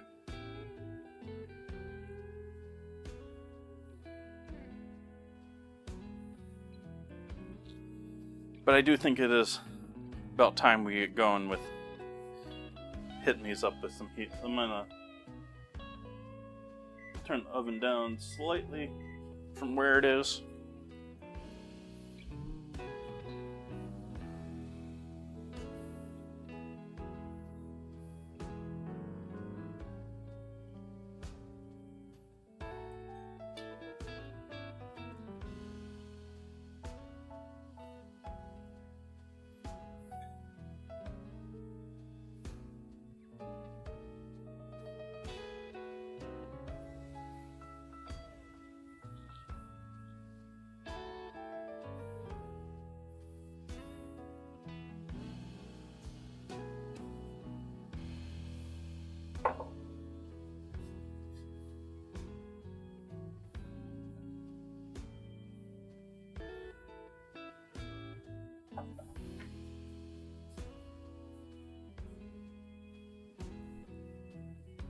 Head of broccoli, I have a question for you. When another streamer set it up, do you think they're gonna badmouth it? Like, Twitch didn't even set it up. The only reason I heard about it was a direct, I think it was from the person that said, I'm not even sure.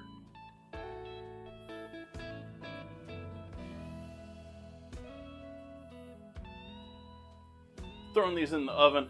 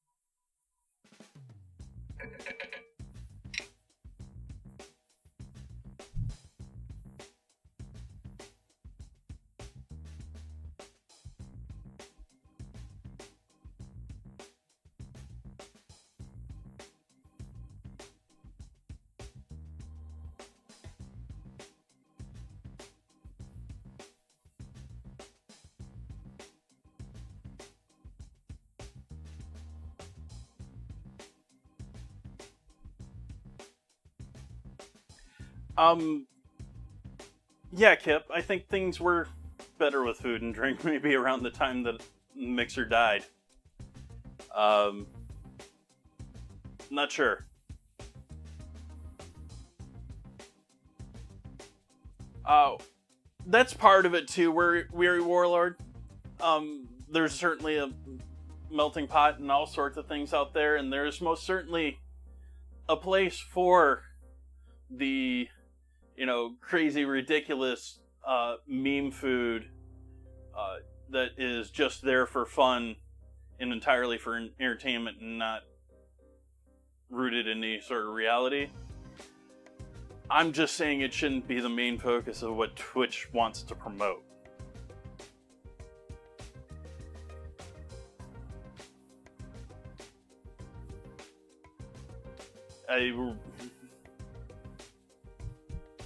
I'm pretty sure HelloFresh and the delivery people that sponsor so many people are telling them to broadcast just chatting too, because they don't do it in food and drink.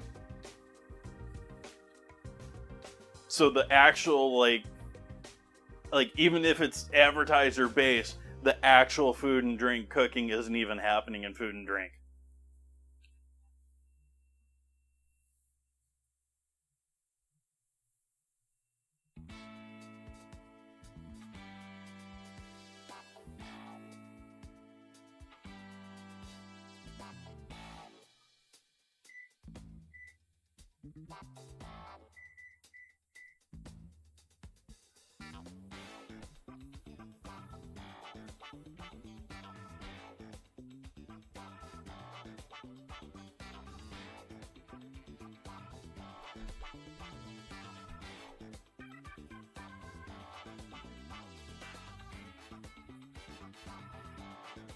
But you look at the events that happened at TwitchCon around food too, where like,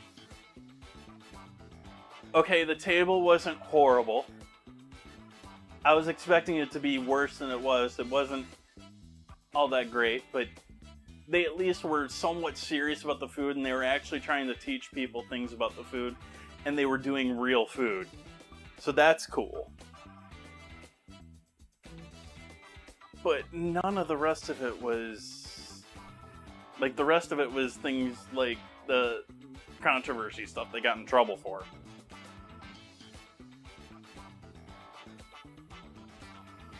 Real food as in, not like, let's make a lasagna out of fast food burgers. Or it's like they were doing fancy restaurant desserts. And like the table, if you're unfamiliar, is QT Cinderella, who has a pastry background, was doing this sort of like, blog table, like the table on TV back in the day. And the theme that they chose during TwitchCon was childhood desserts or special desserts in their mind or something along that line. And it was a bunch of big name streamers that were there. And so, I mean, it was cool. And they had like very well made, well prepared ones. And they did nice videos on all of them, explaining them. I just thought that was probably the best food thing that I've seen there, and even that wasn't.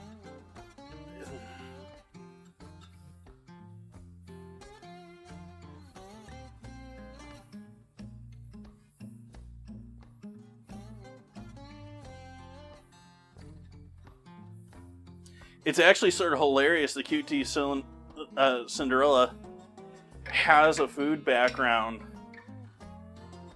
and has basically created what is the Streamer Awards at this point. And she didn't think to include the streaming of all the people. Like, that whole event could have been amazing if you get all of the people, like, you have people actually make the food for the dinner. You have actually people do the arts and crafts behind what's on the tables and what's designed for everyone there at the event. If you do, and it doesn't have to be all that night. It can be all, lead up to. It can be pre-marketing, pre-event marketing.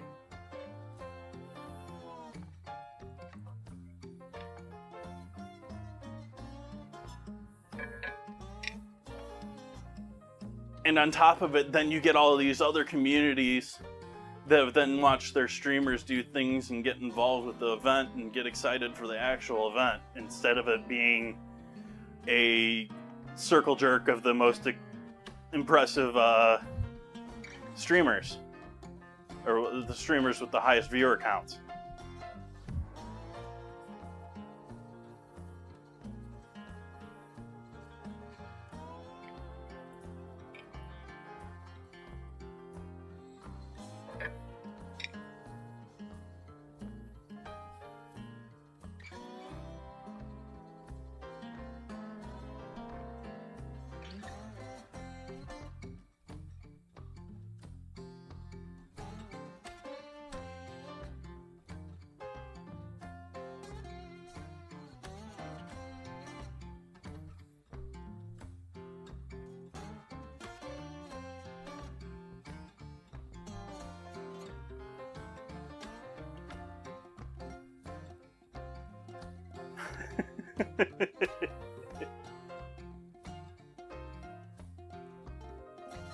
You lost me on the stir fry mention there, broccoli. Maybe you were responding to something I said and my brain has already moved on.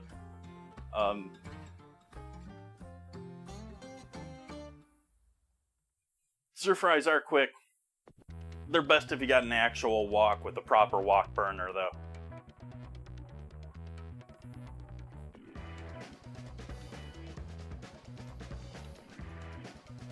Monday or tomorrow's dinner would be quite different if I had a proper wok with a proper wok burner underneath it.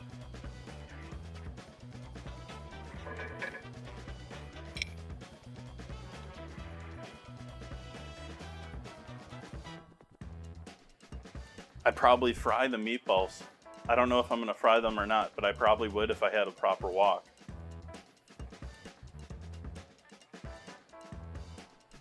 Ooh. What oil did you infuse, and would you infuse it with? Is it one that you gotta use up quickly? Or is it one that's been preserved for you to keep it? Or is it a fermented one where you don't care?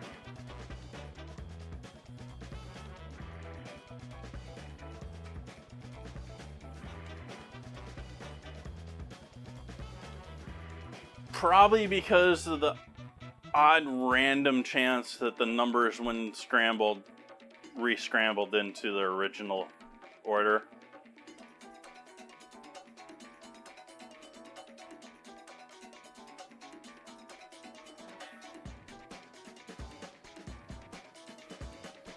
Oh yeah, that was huge when I was out, like, on my extern in college. Like 90s, late 90s, early 2000s. Late 90s, early 2000s.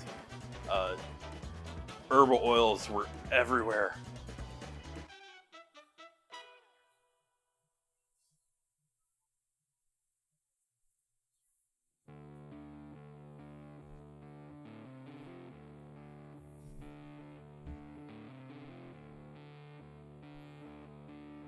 But if you're putting something in your bread as far as flavoring, like putting garlic in your bread doesn't typically add a ton of garlic flavor to your bread.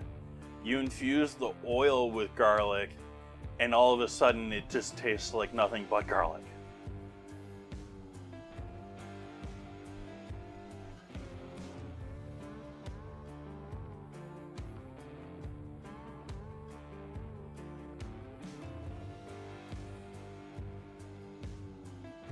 Most of the fancy oils and infused oils, I view it more as I'm doing it for a specific project, or I eat the same thing which isn't my case, but for you all, I eat the same thing regularly, and let's change it up and make it more interesting by infusing the oil that I do with it. And you can take something simple like chicken and rice, put all sorts of different flavors in there, and not even really change all that much.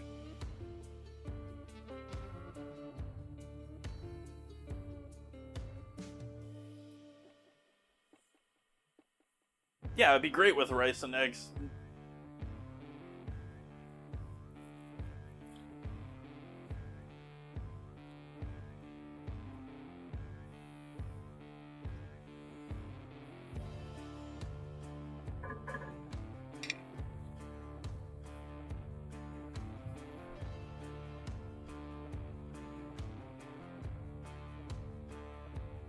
Hey, Tanalaw.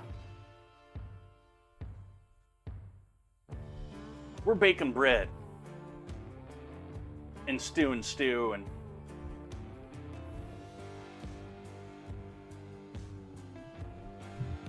I guess we're chatting too.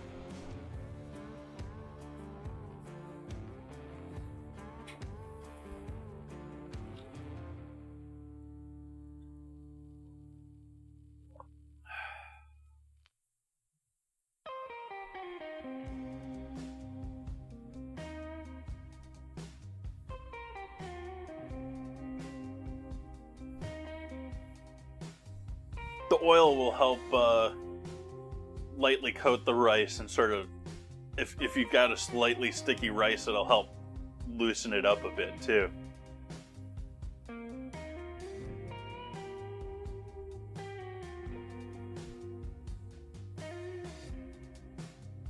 Scrambled that one, chat. What's your excuse for that one?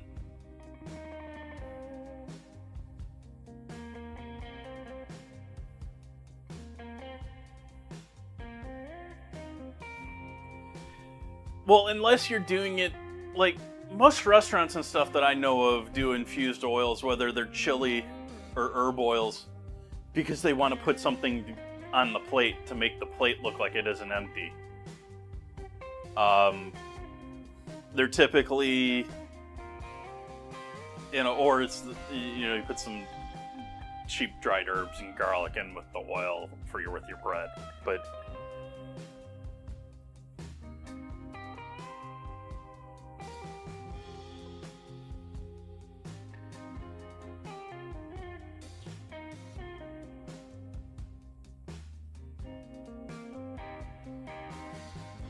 now, see, that certainly isn't the case, Warlord. What you need to try next time is buying yourself, or making yourself, if you want to get adventurous, your own stock. Buy your stock and use that to cook your rice with instead of water. And that way you get all of that flavor from that stock in the rice itself.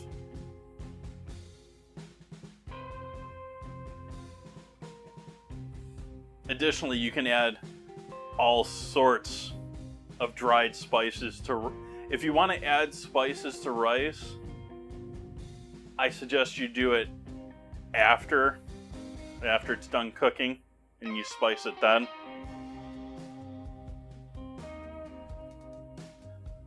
Or if you want to... They're getting pricey these days, so this isn't as easy a suggestion as it used to be. Limes and lemons used to be dirt cheap, but now they're more like $1 or $2 a piece. Just taking a half lime, half lemon, even if you're juicing it for something else, you can juice it for something else. Just throw that outer skin and the rest of the pulp and everything in with your rice when it's cooking, and it'll infuse the entire thing with citrus flavor too. But that's sort of like infused oils too, because the skin of citrus has tons of oil in it.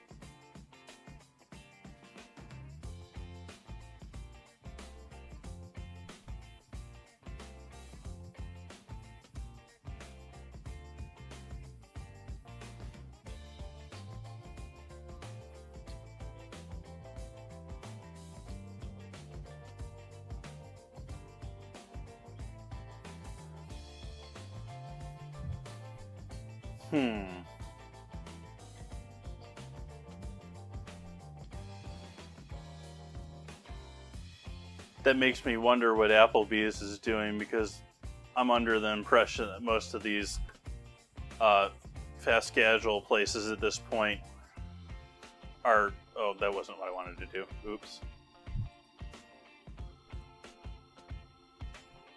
That's what I wanted to do. There we go. 20 years ago when I was in college, like, those places like Ruby Tuesdays and Arby's, or Ruby Tuesdays and Applebee's, and them were all using like prepackaged, pre-made foods done in large commissaries that were like largely microwaved to order. Like, it was all brain dead work.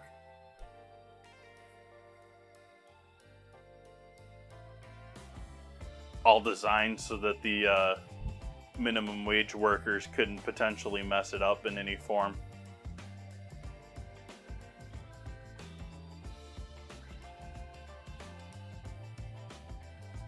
Pretty sure Applebee's is still kicking. TGI Fridays is called it quits. Big Boys in Ohio. Big Boys in Ohio used to be a major thing, and they're all closing.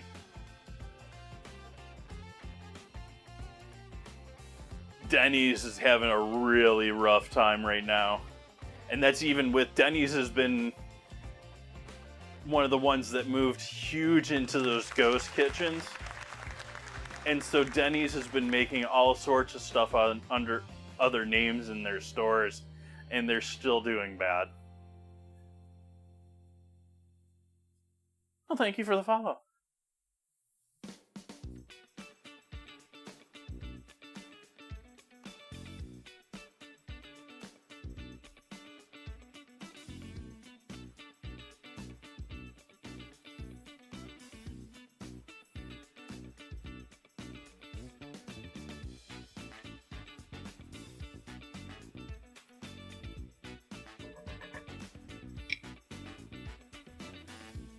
About 2 more minutes on our rolls.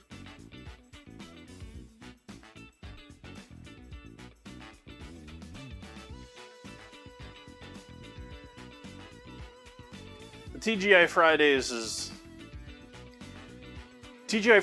in a situation where the host company is essentially a zombie at this point. It's bankrupt. It doesn't really exist anymore. But you have a whole bunch of TGI Friday franchisers, and most of them are going to go under because they're now looking at having to deal with all of the gift cards that the parent company had. And so they're all dealing with massive gift card debts and stuff like that now. And I would guess that most of them are probably just holding on as long as they can while in the middle of legal bankruptcy madness.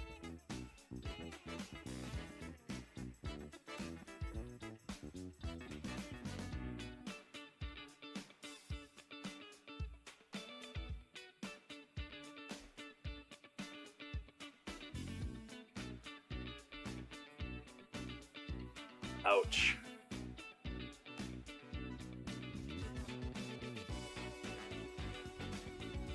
Well, the rusty nail I can somewhat understand. And that's because people make up drinks, decide drinks are going to be all sorts of different names. They get told drinks are one thing when it's not. And so I can see it being a case where the bartender's like, is that what they really want?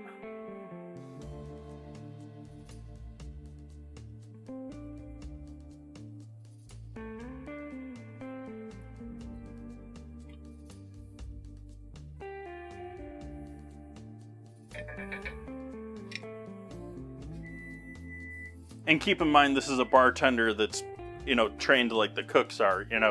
Everything is designed to be simple.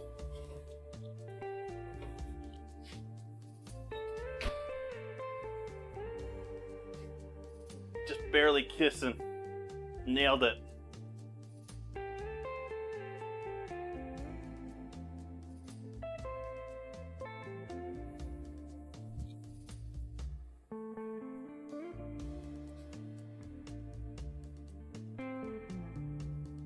Rules.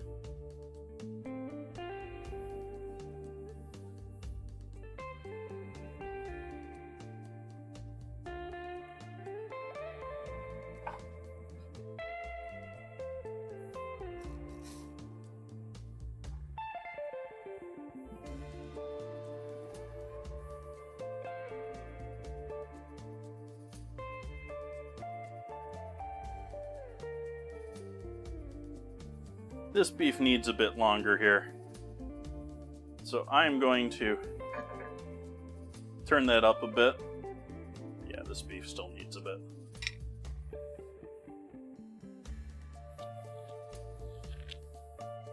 Get this decently bubbling over here. And I think we're going to do with a little bit of an AFK while that just sits there and simmers. How shall we do AFK tonight, chat? Bubbling stew with the timer and music.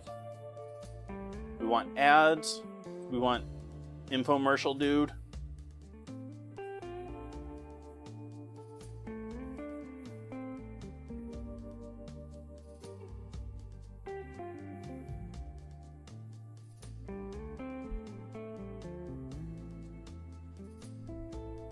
Well, what I'm saying, Head of Broccoli, even if it is like the common regular recipe, people get told all sorts of weird recipes and all sorts of different things, and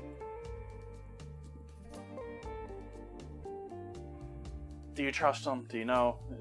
You serve them what you know is proper? A lot of the times it's a lot easier to just ask, is that what you think a rusty nail is?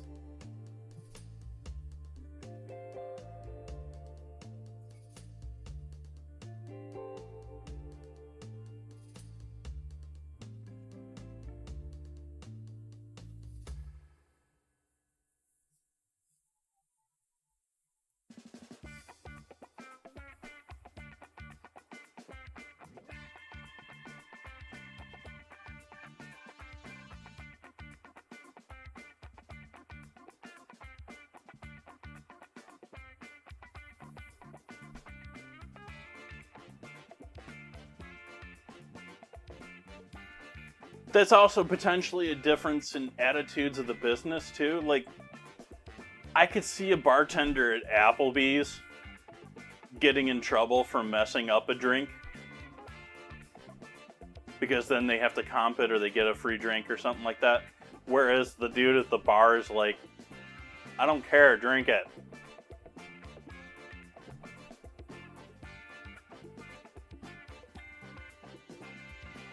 Oh, that's not what you think a rusty nail is? Well, that's a fucking rusty nail. Enjoy it.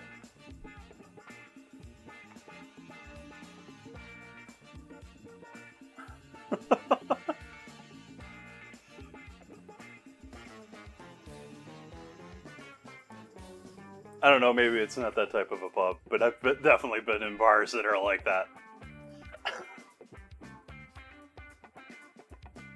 Worked at a couple of bars that are like that.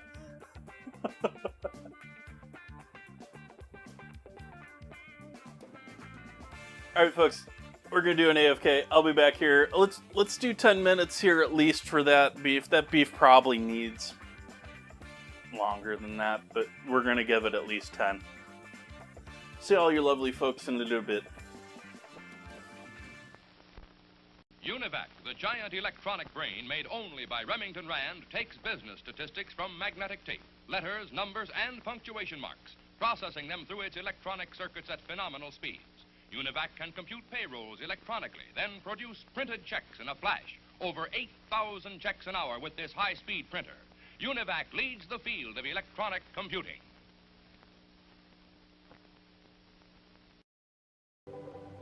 Yes, sir. If you want real entertainment, the best place to find it is in front of a General Electric Black Daylight big-as-life television set. Sports, comedy, drama, news, music. Yes, they're all yours, merely at the turn of a dial. This model has a big 16-inch black rectangular tube that lets you see everything that the camera sees, true to life and as big as life. Sparkling contrast and sharp focus give you pictures of such clarity that you feel you're right there on the scene.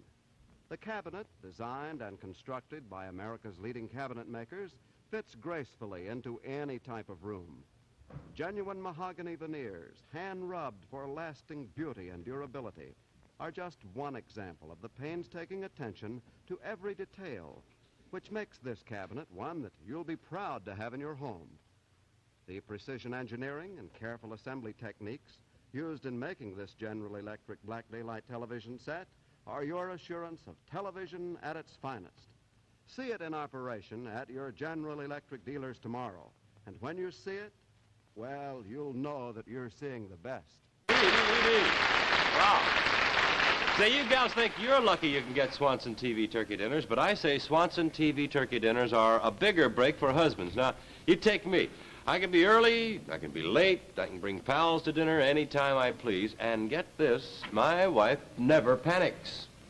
She just takes Swanson TV turkey dinners from the freezing compartment of our refrigerator when I'm a little off schedule. Oh, and right you are, Jack.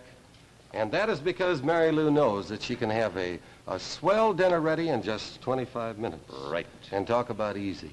Well, she just pops Swanson TV turkey dinners in a hot oven. You know, they're oven ready in individual heat and serve trays.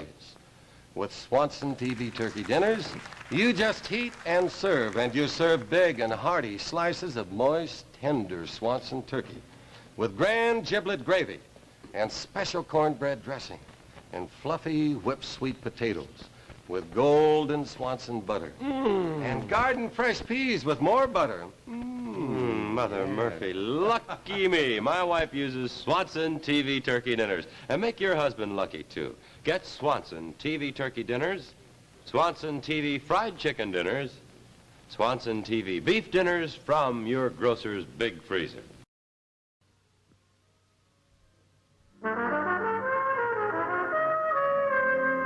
Satisfying cups of pleasure.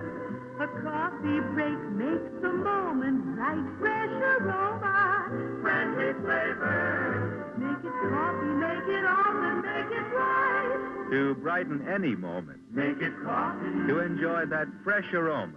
Make it often. Make it up fresh each time in a clean container. And for full flavor, Make it right. and here's how. For each cup of fresh drawn water, use one approved measure of your favorite coffee. That's all, one approved measure per cup.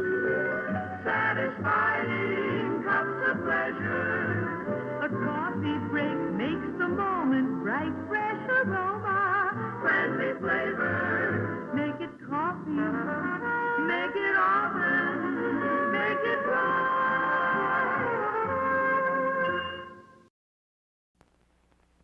Hey, new Kellogg's Okays. Note the improvement? They put a bear on the box, which improved it so much, they decided to improve the cereal, too. Oh, come on, Yogi. Let's be serious about Kellogg's new Okays, okay? Like the Space Bears say, hey, okay. Well, first, how nutritious are Kellogg's new Okays? Well, they're made from oats. And of all grains, oats are the richest in proteins and rich in other bodybuilding essentials, too. In fact, some people consider it their duty to eat oats. Yogi. But now, with a really delicious oat cereal like Kellogg's Okays around, people can have their oats and enjoy them, too. Especially Kellogg's new Okays. For Kellogg's new Okays are crispier... cripsier and toastier, and therefore tastier than ever. So for the best in oats, get Kellogg's new Okays. The one with the bear on the box. Suitable for Freeman. Now, class, Mr. Tiger will show us how Kellogg's Sugar Frosted Flake cereal starts out. Is the flake real? It's a cornfield. Kellogg's toast corn to golden flakes and adds a secret frosting. Helps keep them extra crunchy and delicious. It's part of your good breakfast and tastes. I know, great! Sit down to breakfast with Tony, and you'll discover why it's great. Mr. Tiger, you're wonderful. Oh, shucks. Better buy Bird's Eye. Better buy Bird's Eye. Yes, always look for this Bird's Eye Bird, your guarantee of top quality frozen food. And your big Bird's Eye buy this week is Bird's Eye Orange Juice. Easy, you can serve it in a minute. Thrifty, it will save you money. Orchard fresh and delicious.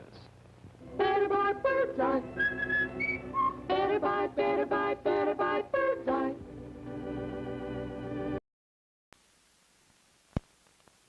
Now, a new creation from Seal Test. Cottage cheese in ready-to-serve portions. Handy envelopes bring you brand new convenience and ease. Zip, it's open, quick and neat.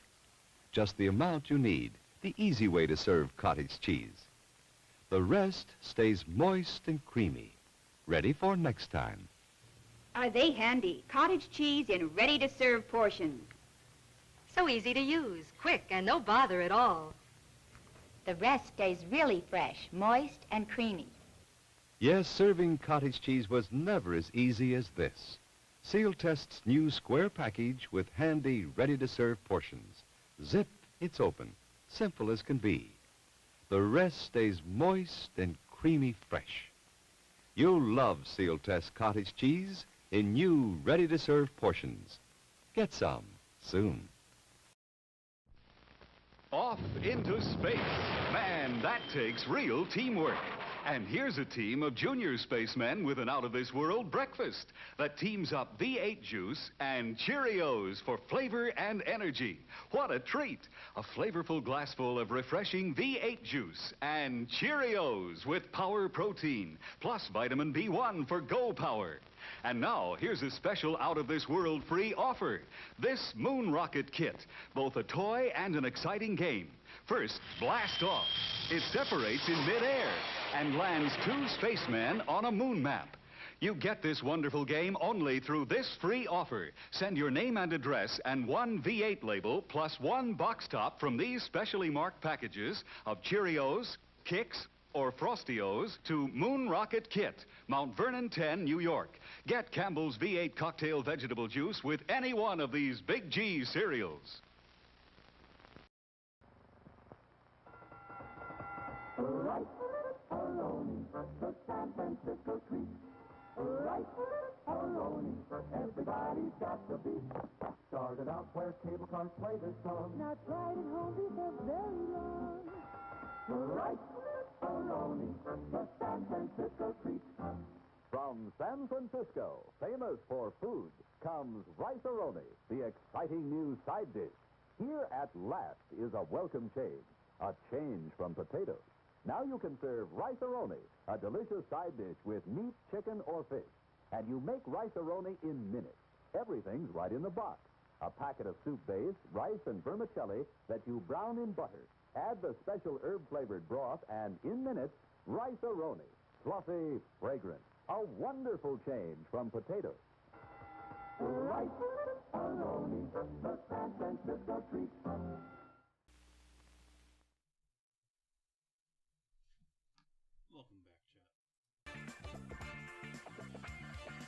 Welcome back, Chad. I don't know if that was 10 minutes or not. I wasn't paying too much attention to the exact amount of time that was. It did allow me to turn off the stove and let the kitchen cool down a little bit and allow myself to cool down a little bit. So that was good. What have I done with all of my... it's right there.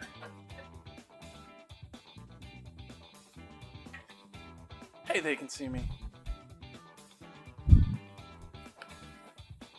We've got pumpkin and beef stew tonight.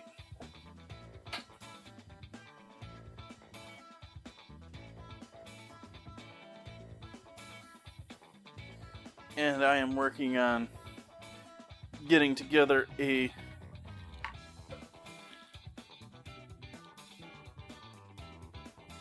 cornstarch slurry for pouring in there.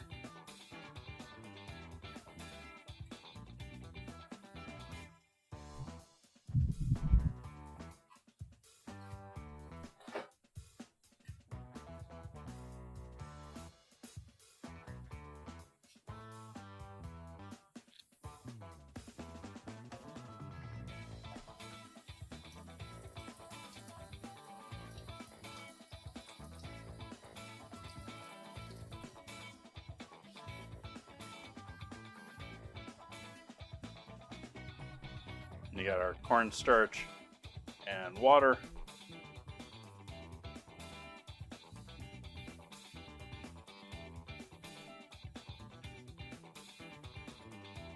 You want your water to be as cold as you can keep it while getting it mixed up. And you want this at a nice absolute boil when you're adding it.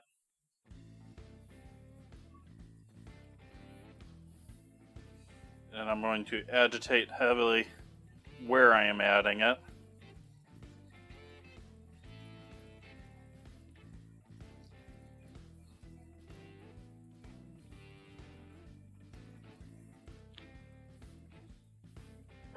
Wait for it to come up back to a boil, see how thick we made things. Don't want to over thicken things here.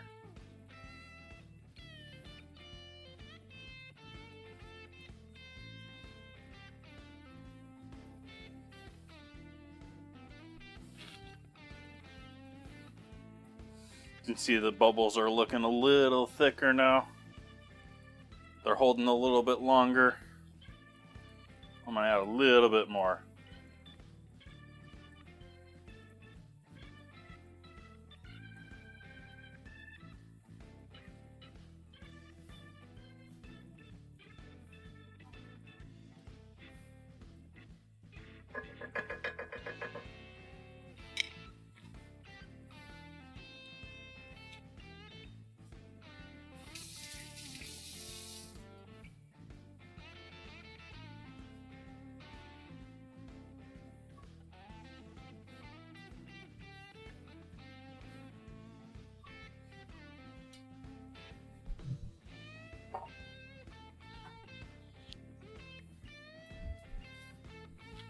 The bottom of our rolls.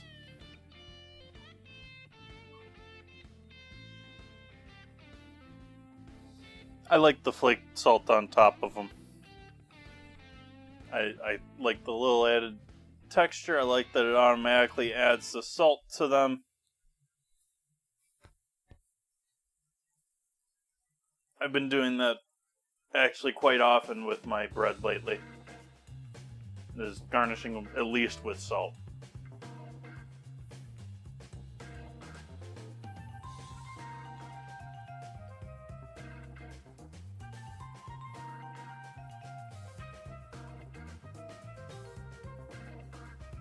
Are you hearing this bubbling at all?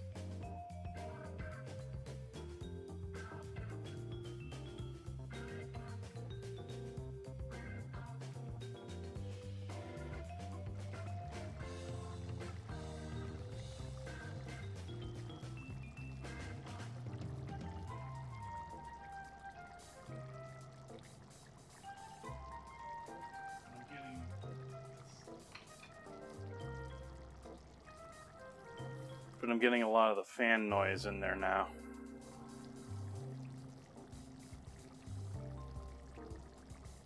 Can you hear the fan, chat? Those of you that aren't watching the ads now.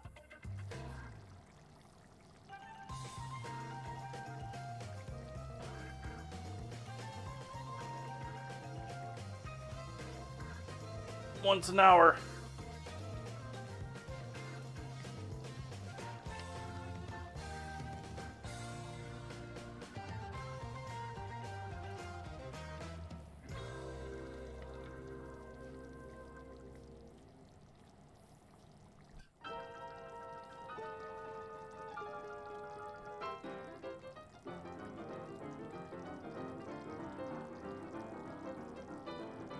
Like, I want the bubbling and pot noises, but I don't want the fan.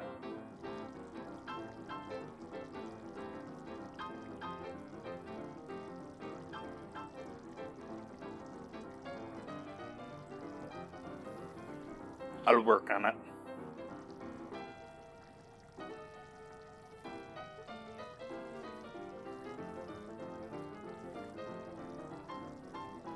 Oh, that's what I can do to it. I can't do that while it's cooking. I gotta do it when it's just the fan noise. I have to isolate the fan noise.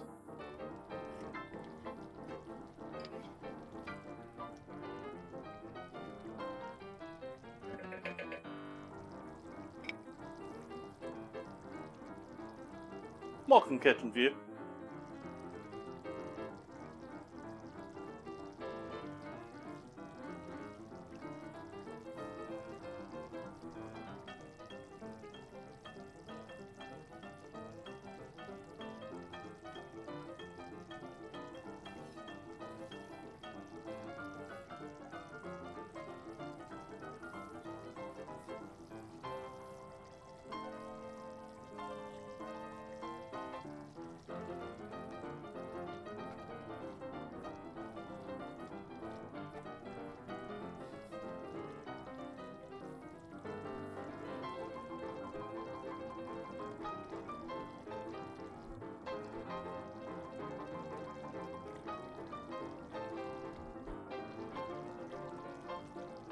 Nice.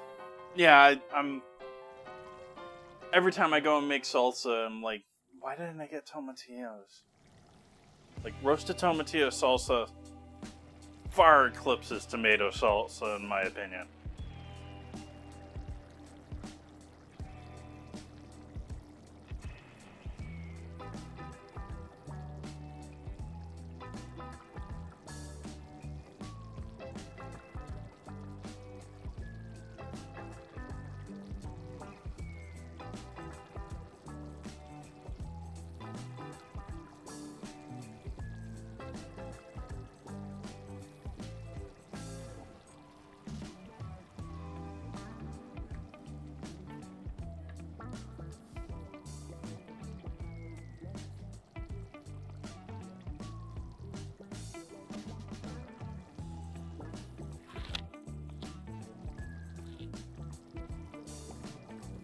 Alright, I think we're gonna add our pumpkin in now.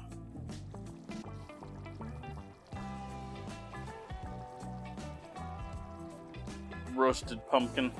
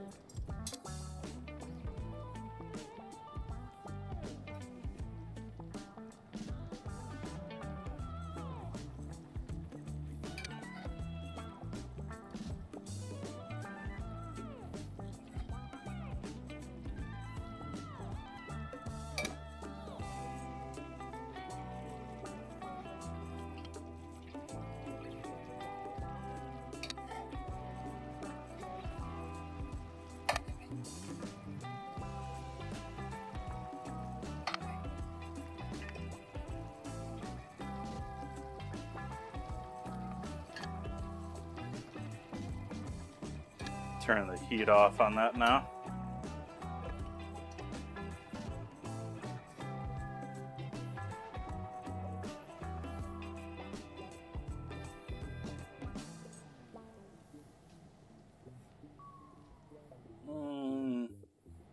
You're the weakest link here.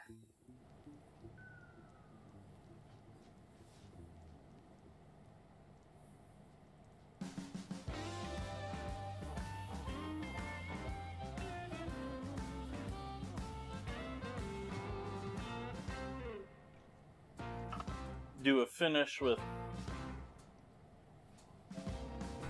smoked salt.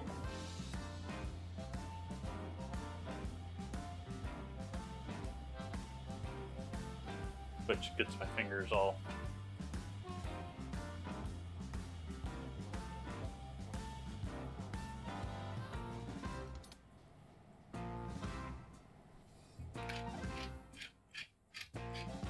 fresh pepper.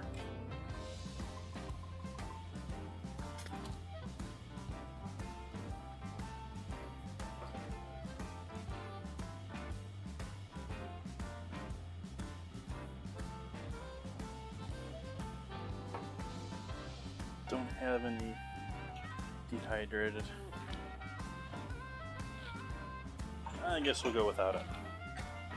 This is screaming for some sort of a herb, but it's winter. There's not a whole lot of herbage out there right now.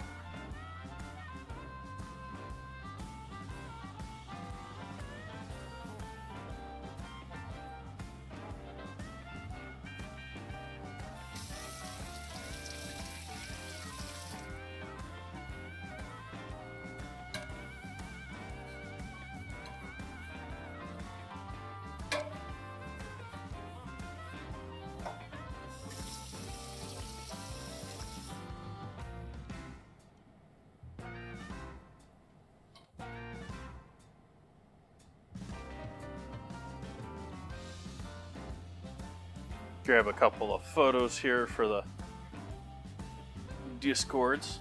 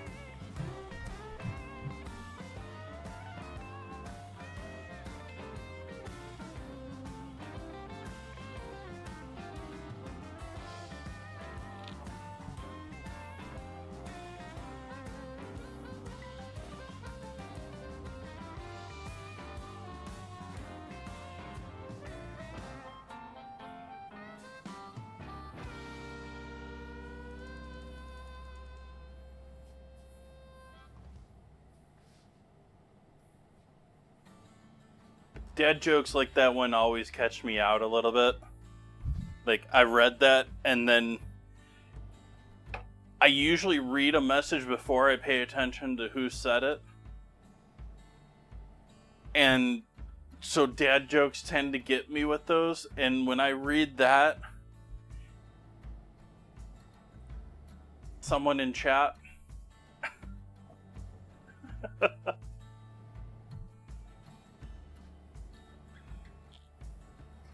so I go from, oh no, I'm gonna have to console someone about their pet dying, to, oh, it's dad joke.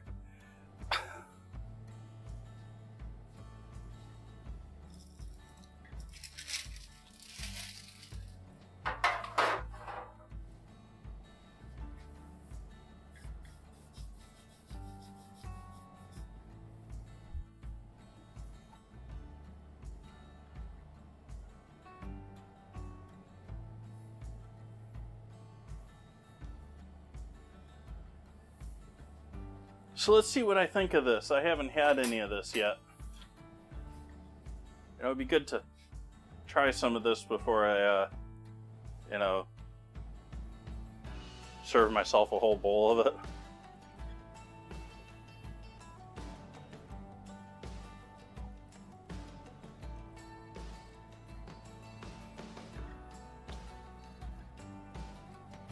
Delicious.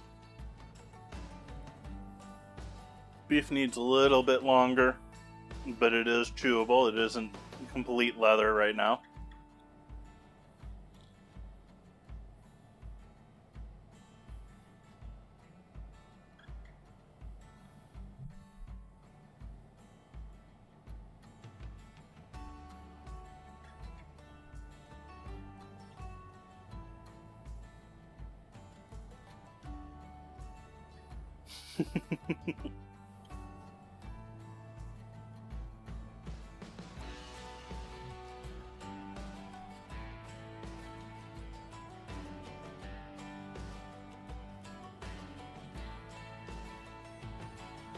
Well, I think this is where I will be calling him for this evening.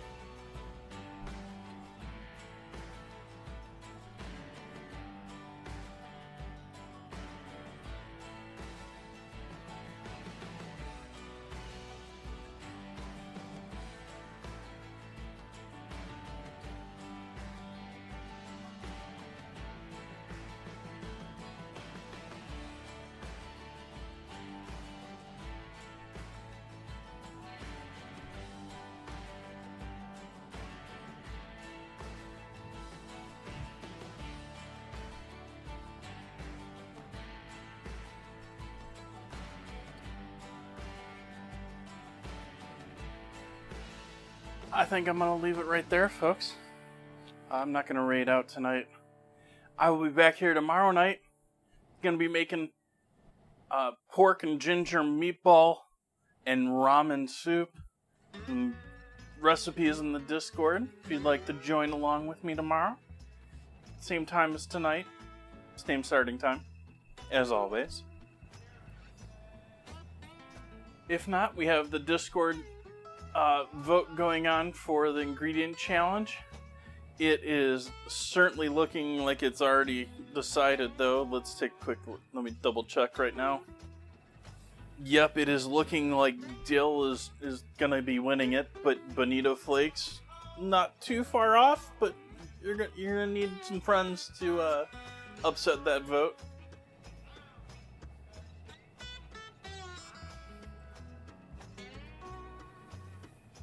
I hope you all had an amazing weekend. I wish you the best of the start to your new week. Have a great night or morning, everyone. Good night.